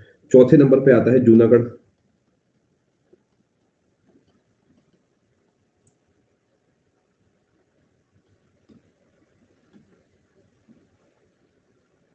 हिंदी में क्या लिखा है मैं आपको, देखिए भानुगुप्त के द्वारा बनवाया गया है ये एरन इंस्क्रिप्शन जो है, ध्यान रखेंगे। ये it was being constructed by Bhanugupta and this refers या this discusses the origin of sati pratha, या फिर सती प्रथा की आरंभ। जैसे वो एक कहानी है ना, आपको याद होगा गोपराज की बीवी जो है आग में कूद गई थी, वो वाली जो कहानी है वो एक तरीके से एरन इंस्क्रिप्शन से एसोसिएटेड है। आगे चलते हैं। ठीक है जी, ओरिजिन का मतलब होता है शुरुआत होना, आरंभ होना। जूनागढ़ इंस्क्रिप्शन ये गुजरात में है, और इसी को हम जानते हैं also known as Girnar rock inscription. आप कुछ भी पढ़ते रहे गूगल पे, यूट्यूब पे, पेपर यही पूछेगा कि ये कहां पर है। बस इस तरीके के सवाल बनते हैं। अब समझते हैं जरा। ओरिजिनली बनवाया रुद्र दमन शक डायनेस्टी ने, बाद में स्कंदगुप्त ने लिखवाया। होता क्या था कि ये कोई इतिहास के पन्ने हैं जिसपे चीजें लिखी जाती हैं, जिसपे चीजें लिखी जाती हैं। और जैसे रुद्र दमन ने अपने जमाने में जो सुदर्शन झील है उसके बारे में लिखवाया, ऐसे ही सबने लिखवाया। ये किसके बारे में लिखवाया? सुदर्शन झील के बारे में, लेक के बारे में।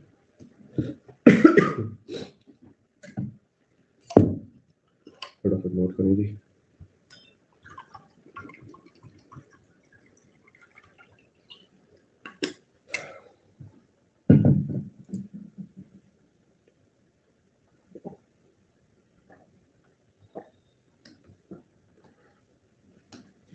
जो सुदर्शन झील पे अलग-अलग काम कराए गए हैं, जैसे पहले कुमारगुप्त ने कराया है, पहले जो है रुद्रदमन ने कराया है, फिर स्कंदगुप्त ने कराया है। ये जो बातें हैं, ये लिखी गई हैं कहाँ पर? जूनागढ़ इंस्क्रिप्शन के ऊपर, ठीक है?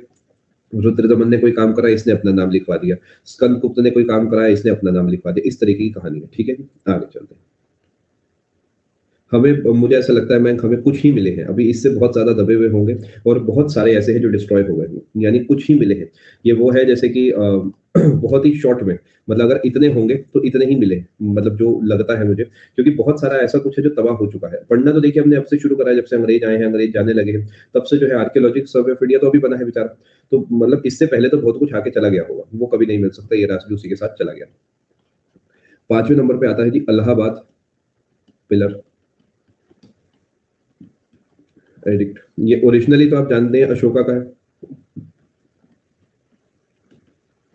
बाद में लेकिन क्योंकि गुप्त एम्पायर से भी एसोसिएटेड हो सकता है।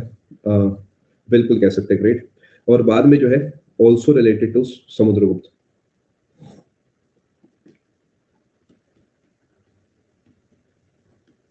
देखिए एक कोई पिलर मिला जिसपे लिखा हुआ था अशोका के बारे में, तो हमने कहा जी इसका मतलब ये है अशोका ने इसे जो है बनवाया होगा। एक उसी पिलर पे दूसरी जगह पे लिखा हुआ था समुद्रगुप्त के बारे में, तो हमने ये सोचा कि जब अशोका की मृत्यु हो गई होगी तो बाद में समुद्रगुप्त ने भी कुछ ना कुछ लिखवा दिया होगा। समझ पा रहे हैं? यानी समुद्रगुप्त जो है माना जाता है ब्रेवेस्ट रूलर है गुप्त डायनेस्टी के, नॉट द ग्रेटेस्ट, ब्रेवेस्ट। अ, ये बात इलाहाबाद पिलर एडिक्ट से हमें समझ आती है। जैसे आप इतने ब्रेव हैं, आप अभी भी मन मन में सोच रहे हैं, आप क्या कर रहे हैं, निगेटिविटी में से पॉजिटिविटी ढूंढ रहे हैं कि पेपर हो सकता है थोड़े से आगे खिसक जाए क्योंकि कोविड के केसेस बढ़ रहे हैं। तो ये ब्रेवरी नहीं है, ना समझी है। लेकिन ये अपने जमाने में ब्रेव हुआ करते थे, है ना? आप में से बहुत बच्चे ऐसे सोच रहे होंगे इस समय कि हे भगवान, पीक जो है कहीं मार्च अप्रैल के आसपास रखना है। ऐसा बिल्कुल भी ना सोचे, देखिए, क्योंकि इससे देश तबाह हो रहा है। मतलब मैं इरिटेट हो चुका हूँ ये कोविड कोविड खेल के, मतलब मैं सीरियसली थक चुका हूँ ये सब देख के। तो आप ऐसा बिल्कुल ना सोचे, आप बस यही सोचे कि जल्दी से पेपर हो, जल्दी से आपकी नौकरी लगे। मतलब मैं सच में दुखी हो चुका हूँ ये सब देख देख के। मतलब मुझे कहीं घूमने जाना है बस, अंडमान गोवा सब चलेगा, मुझे सब चल जाएगा, ऊटी ऊटी सब चलेगा, कहीं भी जाना है बस मुझे, अब जाना है, मैं थक गया हूँ बैठा बैठा। आगे चलते हैं। हर साल जो है मैं प्लान बना लेता हूँ। अब तो मैंने घर वालों को ही वादे कर दिए कि वर्ल्ड टूर पे ले चलूंगा और इटली चल लेंगे, यूरोप, पता है कहीं जाना ही नहीं है। अब तो मैं कह देता हूँ ग्रीस चल लेंगे और पेरिस वेरिस चल लेंगे, पता है कि कहीं नहीं जाना, कह दो। तब तक तो खुश रहेंगे सब। अगले नंबर पे आता है जी बिलशाद इंस्क्रिप्शन। कल ही मैं बात कर रहा था घर पे कि अंडमान चलेंगे, तो हाँ स्कूटी वगैरह ले लेंगे, स्कूटी से बढ़िया घुमा जाता, पता है कहीं नहीं जाना, खुश कर दो सबको। एटा डिस्ट्रिक्ट ऑफ यूपी, यूपी में, बाय कुमार गुप्त। इतना ही इंपॉर्टेंट है, इससे ज्यादा नहीं पूछा जाता इसमें। 7वें नंबर पे पैतारी साउथ अमेरिका। चलो आज साउथ अमेरिका प्लान बनवा देंगे, क्या दिक्कत की बात है, कहने में हर्ज क्या है। Inscription Ghazipur UP, Skandagupta. हमारा एक फैमिली ग्रुप बना हुआ है, उसमें मेरा रोज सुबह का काम है, मैं रोज सुबह जाता हूँ सरकार की साइट पे, और वो जो ministry of family health welfare करके है, उससे कोविड के केसेस के जो नंबर है उसका स्क्रीनशॉट लेके सुबह सुबह उसमें डालता हूँ मैं, जिससे कि सारा दिन अगर कोई कहीं पर भी हो तो ऐसा कोई काम ना करे जिससे रिस्क रहे। तो ये मेरा रोज का काम है। फटाफट नोट करें जी, आगे चलते हैं। ठीक है जी, क्या बात को समझ पाए हैं दोस्तों? ये आपके मैंने पिलर्स पूरे करा दिए, इंस्क्रिप्शन पूरा करा दिया, इसमें इतना ही है। अब जो है अब जो है यहाँ पर हम बात करने वाले संगम एज की। पहले बताएं दोस्तों, यहाँ तक की बात आपको समझ आ चुकी है?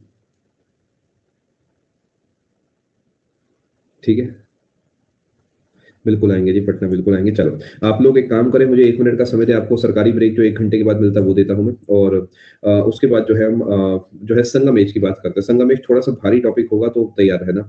मतलब it will be a bit tough, मतलब tough in the sense data wise it will be a bit heavy. तो मेक श्योर माइंडसेट बना लेना। आपका चैट बॉक्स में 1 मिनट के लिए ऑफ कर रहा हूँ, जिससे कि आप ब्रेक ले पाए, और 1 से 2 मिनट के अंदर मैं आपसे मुलाकात कर रहा हूँ। प्लीज सेशन में बनाए।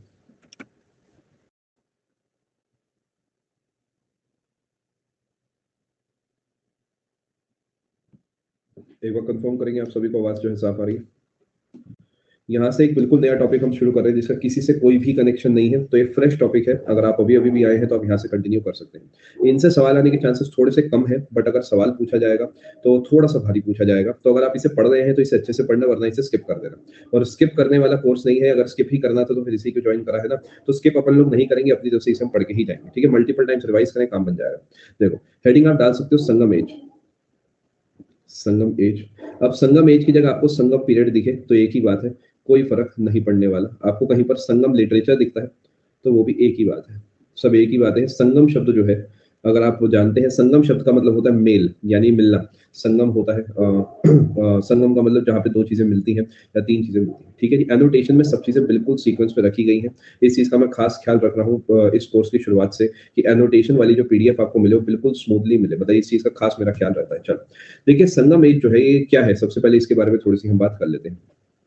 समझने की हम थोड़ी कोशिश करते हैं। क्या पता बिल्कुल बने, आगे चल के देखते हैं जी क्या होता है। देखिए कई सारी मुलाकातें हुई हैं बहुत बड़े-बड़े ज्ञानियों के बीच में, और उन्होंने उस मुलाकात को कागज़ों में कन्वर्ट करा है। यानी जो भी मुलाकात होके कुछ वहाँ पर फैसले लिए गए, कुछ वहाँ पर पढ़ाइयाँ करी गई, कुछ ज्ञान का संचार हुआ, उसे कागज़ों पे लिखकर एक जगह रख दिया गया। तो ऐसे बहुत सारे कागज़ आपको देखने को मिलते हैं, और अगर आप इन कागज़ों को अच्छे से पढ़ोगे जाके, तो वहाँ पर देखोगे कि इन कागज़ों के अंदर 3 अलग-अलग चीज़ों के बारे में बात कर रखी है। मान लेते हैं ऐसे बहुत सारे कागज़ अपने सामने पड़े हुए हैं, इस तरीके। अब अगर मैं इन्हें ध्यान से देखता हूँ तो मैं कहूँगा इसमें 3 अलग-अलग लेवल हैं, 3 अलग-अलग सीक्वेंस है। पहला ऊपर वाला है, दूसरा बीच वाला है, और तीसरा जो है सबसे नीचे वाला है। यानी जो संगम एज है, ये काफ़ी समय के बीच में होने वाले कामों का एक ग्रुप है, एक पूरा डिस्कशन है, जो कि 3 अलग-अलग मुलाकातों में हुआ है, ठीक है? अगर आप पूछते हैं इसमें किसकी बात करी गई, तो मेनली 3 लोगों की बात करी गई है। चोल्स की यानी चोलास की बात करी गई है, चेर्स की यानी चेरास की बात करी गई है, और पांड्य की यानी पांड्यास की बात करी गई है। तो आपसे कोई कहता है चोलास, पांड्यास, चेरास जो है किससे जुड़े हैं? तो आपका आंसर होता है संगम एज यानी संगम लिटरेचर यानी संगम पीरियड से जुड़े हुए हैं, ठीक है जी? अब ये कहाँ पर हुआ है? ये पूरा का पूरा हुआ है साउथ इंडिया में। साउथ इंडिया का यहाँ पर मतलब है कृष्णा और तुंगाभद्रा नदी के जो नीचे वाला हिस्सा है वहां पर, मेनली कर्नाटक और तमिल वाला जो इलाका है उससे एसोसिएटेड है। यानी चौथा सवाल जो यहाँ से बन सकता है, चौथा पॉइंट वही है कि मेनली जुड़ा है तमिल लिटरेचर से। क्या इस पूरे पेज को आप अच्छे से समझ पाए? इस पेज पे जो काम की बातें हैं वो ये है कि यहाँ पर मेनली 3 अलग-अलग एम्पायर्स का डिस्कशन है, चोल, चेर, पांड्य का, और तमिल लिटरेचर से जुड़ा हुआ है, और साउथ इंडिया का एक टॉपिक है, ठीक है जी? अब संगम एज के अंदर हुए हैं टोटल 3 काउंसिल। 3 काउंसिल्स हुए हैं संगम एज में। जिन तीनों काउंसिल्स के डेटा को अगर मिला दिया जाए तो हम कहते हैं कि ये तीनों काउंसिल जो है मिलाकर संगम एज का रूप ले लेते हैं, ठीक है जी?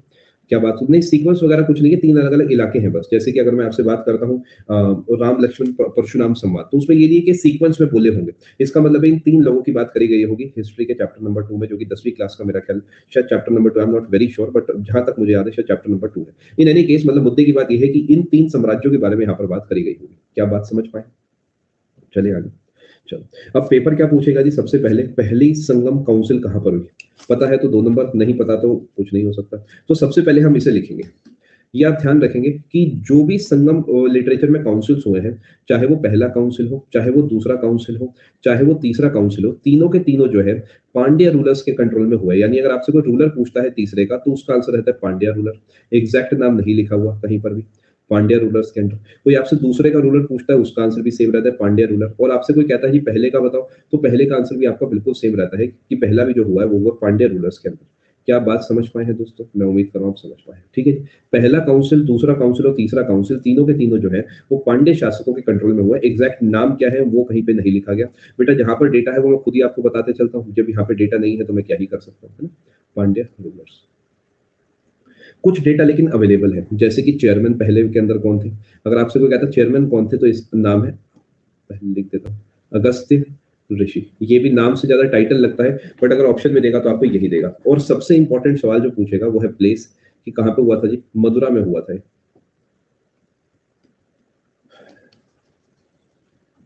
आपसे अगर पेपर सवाल पूछेगा तो वो मेनली ये पूछेगा कहाँ पे हुआ। नोट करिए जी, आगे चलते हैं। मथुरा नहीं होगा बेटा, मथुरा नहीं होगा, इसे मदुरई कह सकते हैं अगर आप इस तरीके से मतलब चाहे तो समझ सकते हैं।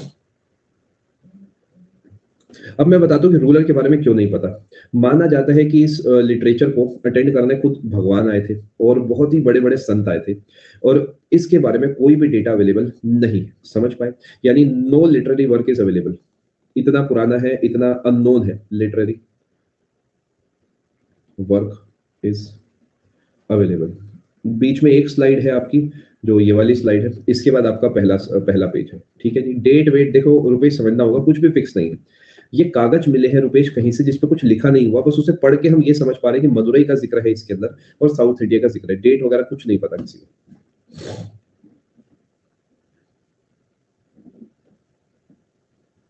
बिल्कुल लोकेश, हम ऐसा कह सकते हैं। चलिए आगे दोस्तों। दूसरे नंबर पे जो आता है वो रूलर के केस में तो हमें पता ही है, रूलर अपना सेम रहेगा। यहाँ के जो चेयरमैन है ये है तोलका पियर, तोलका पियर। ठीक है। और तीसरे नंबर पे इसके प्लेस की बात करेंगे, इसे बोलेंगे हम संगम काउंसिल्स। अगले पेज पे यहां लिख देता हूं मैं, संगम काउंसिल्स। ये तीन है, पहली, दूसरी और तीसरी। नहीं नहीं, वो अलग है बेटा, ये अलग है पटेल, क्योंकि महाभारत नॉर्थ इंडिया में लड़ी लड़ी गई है, वो अलग है, ये अलग है। चेयरमैन तोलका पियर है और प्लेस आपसे पूछ सकता है तो ये होगा कपाटपुरम या कपटपुरम, ये आपको पता होना चाहिए। ठीक है जी। इसे आप ऐसे भी लिखते हैं, कपदपुरम के रूप में भी इसे लिखा जाता है, कपदपुरम भी अगर आपको दिखे तो एक ही बात है। बेटा ईयर फिक्स नहीं है, मैं आपको कैसे बताऊं, कुछ चीजें फिक्स नहीं होती, इतनी पुरानी है। हो सकता है अभिनीश, हो सकता है, बट चांसेस कम है। यहां से जुड़ी एक ही किताब हमें मिलती है, वो बुक का जो नाम है वो है तोलका पीएम। अब आपको क्या लगता है तोलका पीएम के नाम से किसने लिखा होगा इसे, कोई गेस करना चाहेगा? बाय तोलका पियर। जब एक ही इंसान का एक ही चीज का जिक्र है तो यही होगा वो। ये आपका इसी साल का सवाल है, 2021 के पेपर में पूछा हुआ सवाल है कि तोलका पीएम किसने लिखी है, और तोलका पियर ने लिखी है। आप 4 की जगह आप मुझे 1 बजे वाली क्लास में युक्ता भेजना, क्योंकि थोड़ी सी लंबी क्लास होती है बेटा। 4 वाली क्लास में क्या है, मुझे पौने 6 बजे तक जाना पड़ता है, क्योंकि 6:30 क्लास होती है। तो जो भी आपके डाउट्स है आप मुझे एक वाली क्लास में भेजना। ठीक है। ये काउंसिल है ज्ञान को लेकर हिमांशु, यानी तमिल लिटरेचर को डेवलप करने की काउंसिल है। अधिकतर चीजें तमिल में लिखी गई है बेटा। ठीक है, आगे चले दोस्तों। तीसरे नंबर पे रूलर तो हमारे सेम रहेंगे। चेयरमैन जो है वो हो जाएंगे नक्कीरर, और प्लेस जो है वो हो जाएगा आपका Madurai, northern Madurai to be exact, but Madurai से काम चल जाएगा।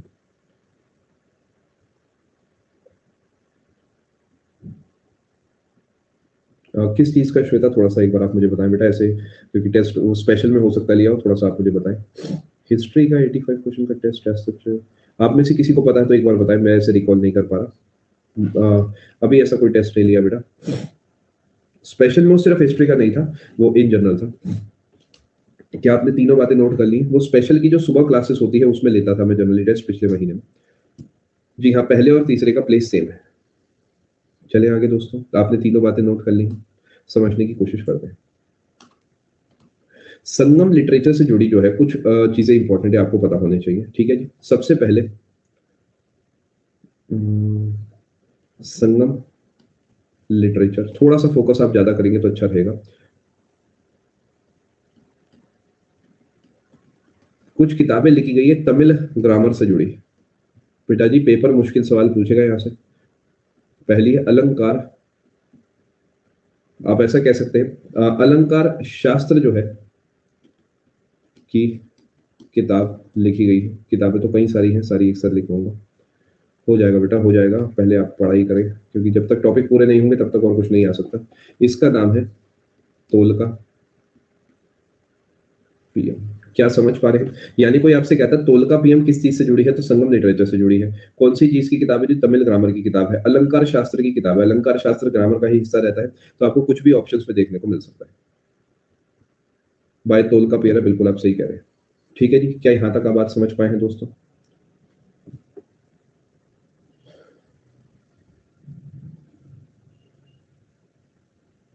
चले आगे। ये भी ध्यान रखेंगे, this is generally considered one of the earliest Tamil book.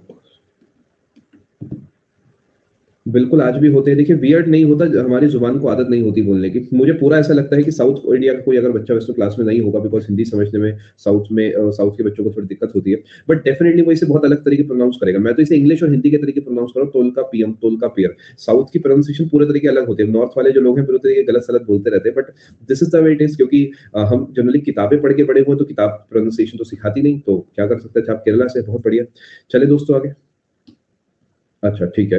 चलो जी, आगे चलते हैं। कुछ बुक्स मैं आपको यहाँ पे लिखवाने वाला हूँ जो कि संगम एज से जुड़ी है। कुछ बुक्स की हम यहाँ पर बात करेंगे, ठीक है जी? और बुक्स में हमें सिर्फ़ और सिर्फ़ एक बात ध्यान रखनी है कि वो किताब किसने लिखी है।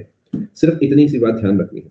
सबसे पहली किताब है तोलका पीएम, और यहाँ पर मैं लिखूँगा बाय, यानी किसके द्वारा? तोलका पियर। तोलका पियर जी के द्वारा लिखी गई किताब है क्या? तोलका पियर। समझ पा रहे हैं? दूसरे नंबर पे जो किताब आती है वो है कुलार या कुलर। ये लिखी गई है किसके द्वारा? तिरुवल्लुवर के द्वारा। तिरुवल्लुवर के द्वारा लिखी गई है। प्रोनंसिएशन जो है मैं नॉर्थ वाली अपनी करूँगा, तो उस पे ज़्यादा ध्यान ना देते हुए कंटेंट पे ध्यान दें। शिल्पा दिकारम, इलांगो आदिगल,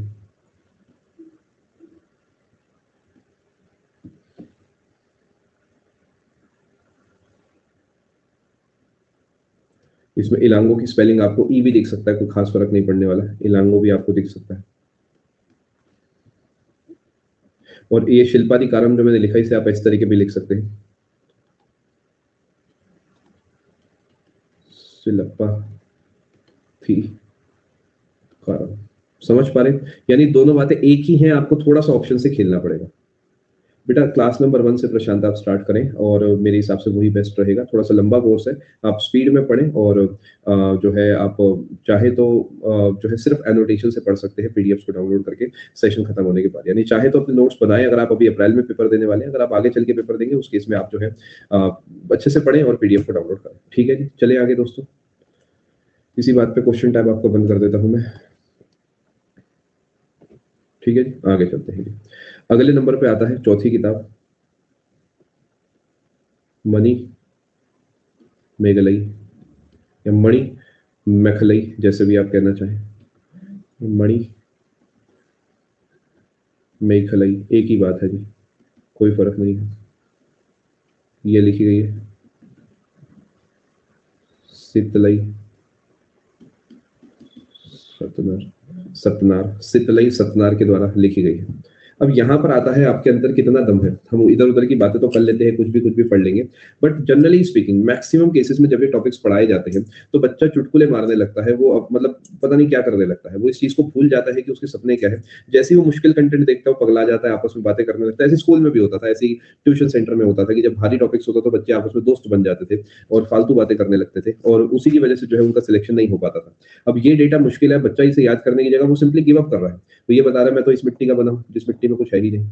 आप इस मिट्टी के नहीं बने, आप इससे बेटर हैं। तो कोशिश करें, याद करें। देखिए आप, मैं कहूँ आप याद नहीं करते, कोई तो याद करेगा ना, कोई तो सिलेक्शन लेगा। उधर एक बच्चा आज इसी समय जब आप यहाँ बैठे हैं, एक बच्चा रेलवे की क्लास ले रहा है, उसे लगेगा रेलवे कितना मुश्किल है यार, ये तो बहुत ही मुश्किल है न्यूमेरिकल वगैरह। एक दूसरा बच्चा जो यूपीएससी में क्लास ले रहा है, वो कह रहा है यार कि यूपीएससी कितना मुश्किल है। तो मुश्किल तो सभी कुछ है। अब आप देखें ना, आप किस चीज़ को मुश्किल कहते हैं। कुछ बच्चे 4 नाम क्या लिख दिए, इसी को मुश्किल कह देते हैं।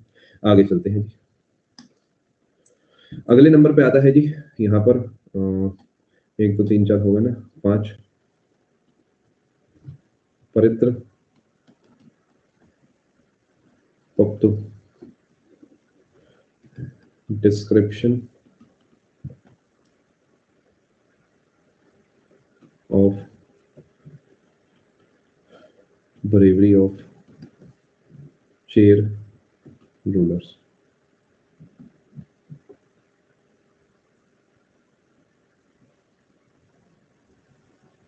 चले जी आगे।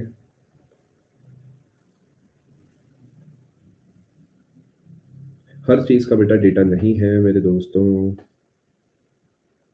मैं मजबूर हूं।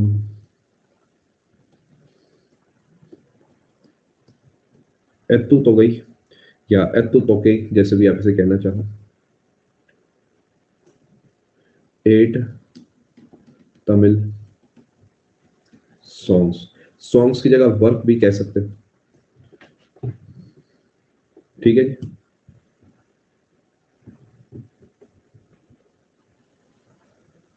अब कहीं कहेंगे नहीं सर मुझे तो और जानना है, मुझे तो बताओ, मैं अभी जो है मैं डीजे हूँ, मुझे जानना है।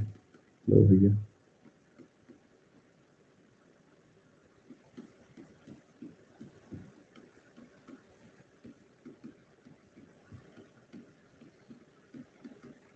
AGANAOO,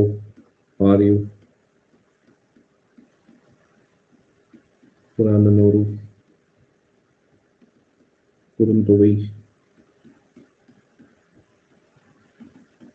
कल्लितुवई, कितने हो गए? 1 2 3 4 5 6 और परिपदल,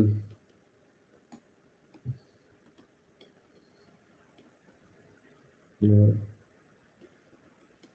पदरुक्तु। ये 1 2 3 4 5 6 7 8, ये 8 नाम है। आपको मेनली ये सब नहीं पूछता है, ये आपके लिए लिखे गए हैं सिर्फ, अभी भी किसी के अंदर जिज्ञासा बची हो तो उनके लिए। मेनली वो 6 नाम जो ऊपर लिखे गए हैं वो आपके लिए इंपॉर्टेंट है। ठीक है जी, चले आगे। मेरा काम है बनी, ये काम है मेरा यार। चले आगे। जो 3 काउंसिल्स में एक ही बुक मेंशन्ड है, नहीं बेटा 3 काउंसिल्स में एक बुक मेंशन्ड नहीं है।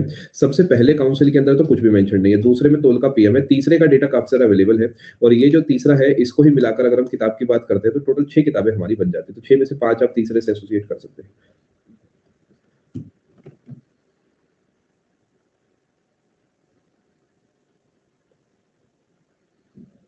चले जी आगे। चलो अब हम फाइनली बात कर लेते हैं डायनेस्टी ओरिएंटेड बातें। ये तो हमारा डेटा हो गया, अब हम यहाँ पे डायनेस्टी ओरिएंटेड थोड़ी सी बातें कर लेते हैं। यानी अब मैं आपको यहाँ पे डायनेस्टीज पढ़ाऊंगा जो कि इससे जुड़ी हुई है। सबसे पहली चेर पढ़ेंगे, इसी सीक्वेंस में पढ़ते चलेंगे। सबसे पहले आपको चेर पढ़ाता हूँ। चेर समझ गए, चेरास जिसे हम कहते हैं इंग्लिश में, वैसे चेर बोला जाता है। ये एक डायनेस्टी है जो कि आपको साउथ में देखने को मिलेगी। क्या क्या पूछा जाएगा मैं आपको बताता हूँ। सबसे इंपॉर्टेंट सवाल बनेगा कि इनका एम्बलम क्या है। एम्बलम होता है प्रतीक चिन्ह क्या है, इस तरीके के सवाल पूछे जाते हैं। डायरेक्टली सवाल बनता है और डायरेक्ट आपको आंसर देना होगा। ठीक है जी, शुरू करें दोस्तों। मैं उम्मीद करूँ आपकी हिम्मत अभी बची होगी। इसका जो सिंबल है वो आपको अलग अलग जगह अलग अलग मिलेगा। मेनली जो है बो एंड एरो या धनुष चलता है, धनुष आप कह सकते हैं। ठीक है, और मत से नहीं होगा। और एक बार कुछ कमेंट करेंगे, रुकिए मेरे पार्ट पे कमेंट्स आपके हट गए हैं, आप सेशन में बन रहे हैं। एक बार मैं रिफ्रेश कर रहा हूँ।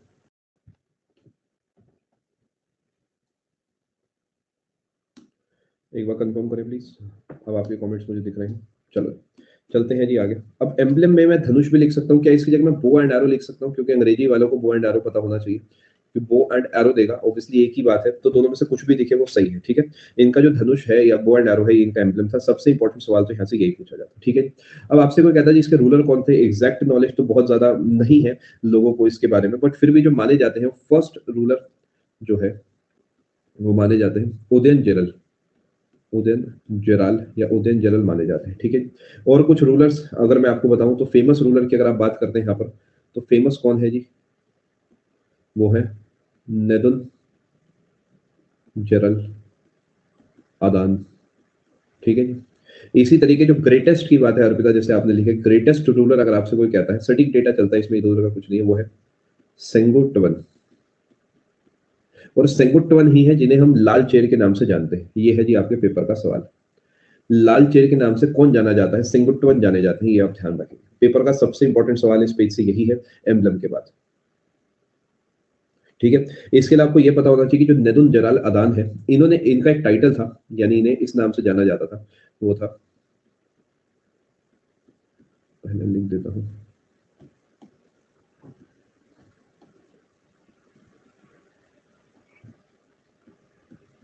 ठीक है जी, इम यवरम यवरम बन BAN होगा। ये पूरा एक ही साथ है, स्पेस की कमी के चक्कर में दो हिस्सों में लिखा है। यानी जिसकी सीमा जो है हिमालय है, ये इम का मतलब हिम है यहाँ पे। ऑब्वियसली ऐसा कुछ था नहीं कि ये एम्पायर जो है हिमालय तक था, ये कहने वाली बातें होती है कि जिस जो हिमालय जैसा है, यानी ग्रेटेस्ट है, कहने वाली बात है।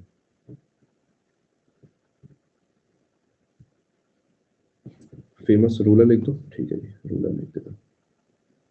क्या यहाँ तक आप बात समझ पा रहे हैं? अब आगे चलते हैं जी। कोई आपसे कहता है कैपिटल क्या थी? अभी भी चेयर ही चल रहा है दोस्तों, तो चेयर ही लिखा रहने देता हूँ। वो थी वंजी। डायरेक्ट सवाल है, डायरेक्ट, या तो पता होगा या नहीं पता होगा, ये आपको पता होगा, ठीक है जी। क्या बात को आप समझ पा रहे हैं? अब इसके अलावा ये भी ध्यान रखना, ये चेयर जो है इनका ट्रेड होता था, ट्रेडेड विद रोमन्स। रोमन्स, क्या बात को आप समझ पा रहे हैं? फेमस एक से ज्यादा हो सकते हैं तपस्या, जैसे कि हर्ष के अलावा हमारे प्रभाकर वर्धन भी फेमस है। तो ग्रेट, जैसे ये ग्रेटेस्ट, तो ऑब्वियसली ये भी फेमस है, ये भी फेमस है। लेकिन एक आध और भी ऐसा कोई हो सकता है जिसने बहुत सारा काम तो ना करा, बट फिर भी जिसके बारे में जिक्र करा गया हो। चले जी आगे।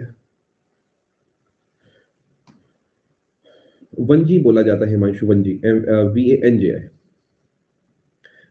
एक और पॉइंट आप ध्यान रखेंगे, जो लाल चेर है, किन का नाम नहीं है कोई?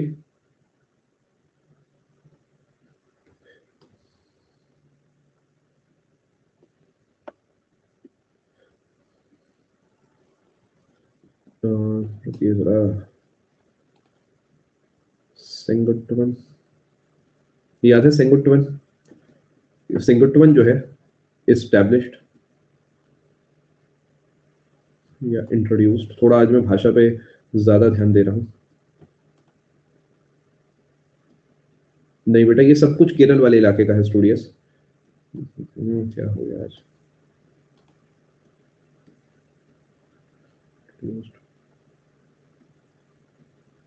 पटनी कल्ट,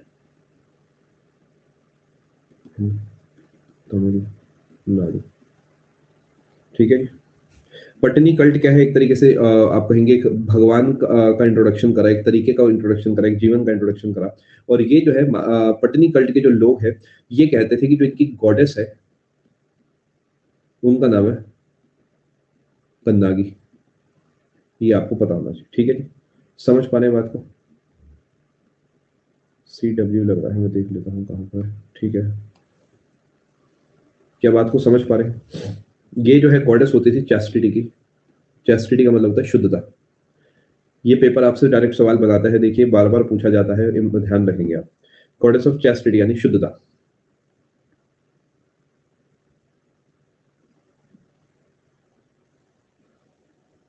बिल्कुल गजल।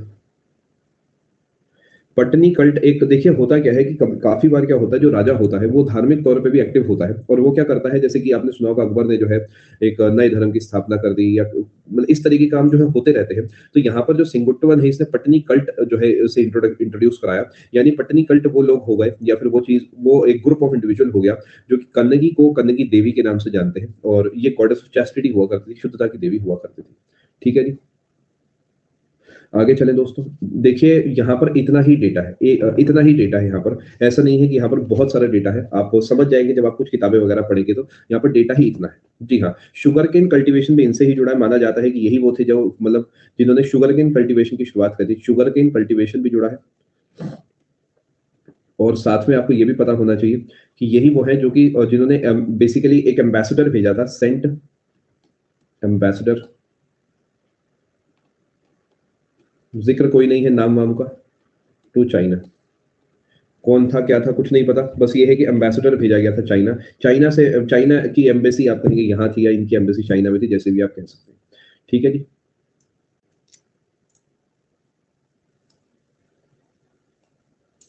चले आगे।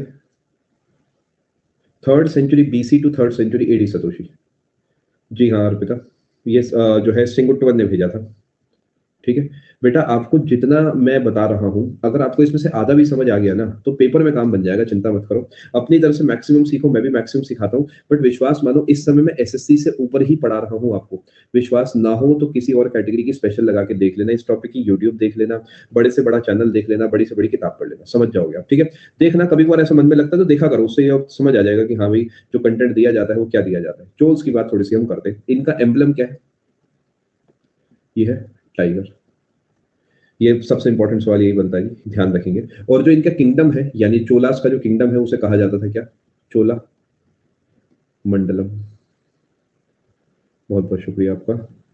ठीक है जी। और ये आपका जो आपने सुना ना तिरुचिरापल्ली जो है, तिरुचि जिसे तिरुचि जो भी आप कहना चाहें। हाँ, बिल्कुल ठीक है, बहुत बढ़िया। देखिए जहाँ से सीख सके सीखें, बस ऐसी जगह से सीखें जहाँ से जो ऑथेंटिक सोर्स हो, है ना? क्योंकि आजकल क्या है कि मतलब बहुत सारे सोर्सेस हो गए हैं, तो कोई भी कुछ भी पढ़ाया जा रहा है, तो उसमें क्या जो ऑथेंटिक टीचर्स हैं वो भी बेचारे कहीं खो गए हैं, क्योंकि इतनी भीड़ हो गई।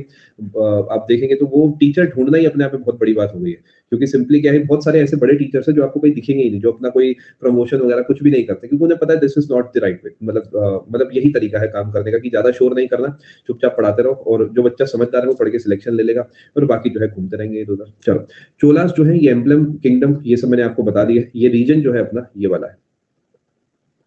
ठीक है जी, समझ पा रहे हैं बात को? किसी को कोई तकलीफ तो नहीं है? अगर आप कहते हैं कौन से रिवर से एसोसिएटेड है, तो ये जो है कावेरी डेल्टा जो है, पूरा का पूरा कावेरी डेल्टा जो है, इन्होंने अपने कंट्रोल में ले रखा था, वैसा ध्यान रख सकते हैं। ये कावेरी डेल्टा वाला जो रीजन है, यही चोलामंडलम कहलाता था। समझ गए क्या लॉजिक है? कावेरी डेल्टा वाला जो इलाका है, यही चोलामंडलम कहलाता था, मेनली तमिलनाडु वाला इलाका हो गया। ठीक है? क्या बात को आप समझ पा रहे हैं? अब क्योंकि तमिलनाडु वाला इलाका है, तो डेफिनिटली इनके पास नेवी वगैरह होती होगी, मैं उम्मीद कर रहा हूँ। नेवी, कोस्ट आप समझते हैं कि अगर पानी बिल्कुल साइड में है, तो उसका प्रोटेक्शन हमारी जिम्मेदारी है। तो जो है बेसिकली वो भी आपको देखने को मिलता ही होगा यहाँ पर, है ना? बहुत टाइम लगता है, तो बाकी रिवीजन मैं अभी आपसे दाऊद जाने से पहले बात कर लूंगा, समझने की कोशिश करते हैं। इनकी जो लैंड कैपिटल थी, वो थी उरैयूर। उरैयूर, ठीक है जी। और कोस्टल कैपिटल जो थी, वो थी पुहार।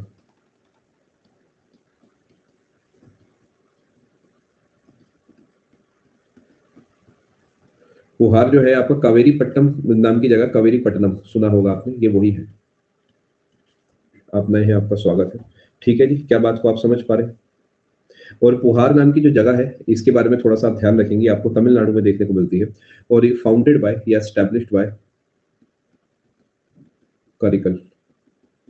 तो करिकल जो है एक फेमस इंसान हो गए, फेमस इंसान हो गए जी आपके किसके, चोलास के। कि मैं आपके यहाँ चोलास लिख देता हूँ। दो कैपिटल्स का रीजन सिंपल है, सिर्फ अच्छा एडमिनिस्ट्रेशन, इतना ही। नहीं, कैपिटल जो थी उरियर और पुहार दो थी, चोला मंडलम उनका पूरा का पूरा एम्पायर के नाम से जाना जाता था। समझ पा रहे हैं बात को? एक यहाँ के फेमस रूलर्स की अगर मैं आपसे बात करता हूँ, तो दो ही है बस, कुछ खास नहीं। सबसे पहला पेरिनार कल्ली के, तो पंजाबी वर्ड लगते हैं मुझे तो कई बार, और करिकल। तिरुचिरापल्ली वाला पॉइंट क्या था बेटा, जो आज का तिरुचि है ना लेखिका, वही एक जमाने में जो है चोला मंडलम के नाम से जाना जाता था। यानी चोला मंडलम जो इनका एम्पायर है, वो आज के तिरुचि वाले इलाके में आपको देखने को मिलता है। ठीक है जी, क्या बात को आप समझ पा रहे हैं? ये पुहार एक कोस्टल सिटी थी, आप ध्यान रखेंगे। ठीक है जी, आगे चले।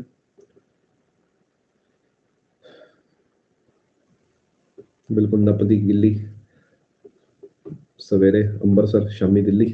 चले आगे। अच्छा, बहुत बढ़िया सतोष। चले दोस्तों आगे, हमने चोल्स का भी डिस्कशन कर लिया। आगे चलते हैं, पांड्यस की बात यहाँ पर हम कर लेते हैं। पांड्यस की बात कर लेते हैं। सबसे पहले इनकी कैपिटल जो है मदुरई में है। आखिरी पेज है, बस ये बता के बस मैं आपको फ्री कर दूंगा। कैपिटल जो है ये है एम्बलम, वो है कार्प, CARP। कार्प की जगह फिश भी लिखा आ सकता है, मछली है एक तरीके की, तो कुछ भी आपको दिख सकता है। ठीक है जी, 12 बज गए, बहुत बढ़िया। ये दो पॉइंट आपको ध्यान रखने हैं, कार्प और फिश में से कुछ भी आपको जो है देखने को मिल सकता है। चलें जी आगे।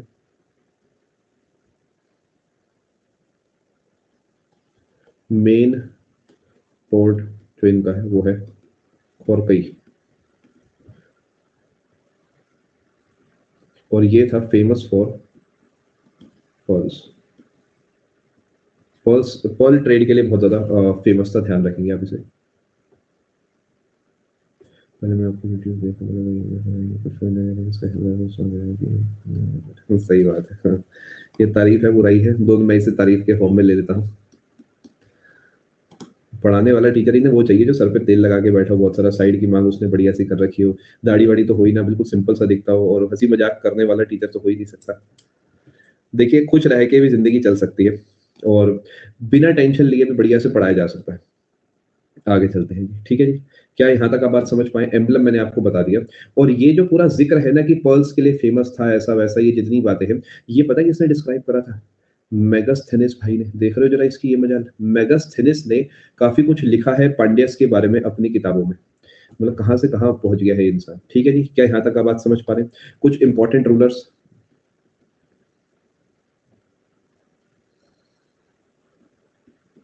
मुदु, कुडुमी और नेदुन, जेरियल, जेरियल। ठीक है जी, नहीं नहीं कोई दिक्कत नहीं बेटा श्याम, कोई दिक्कत नहीं।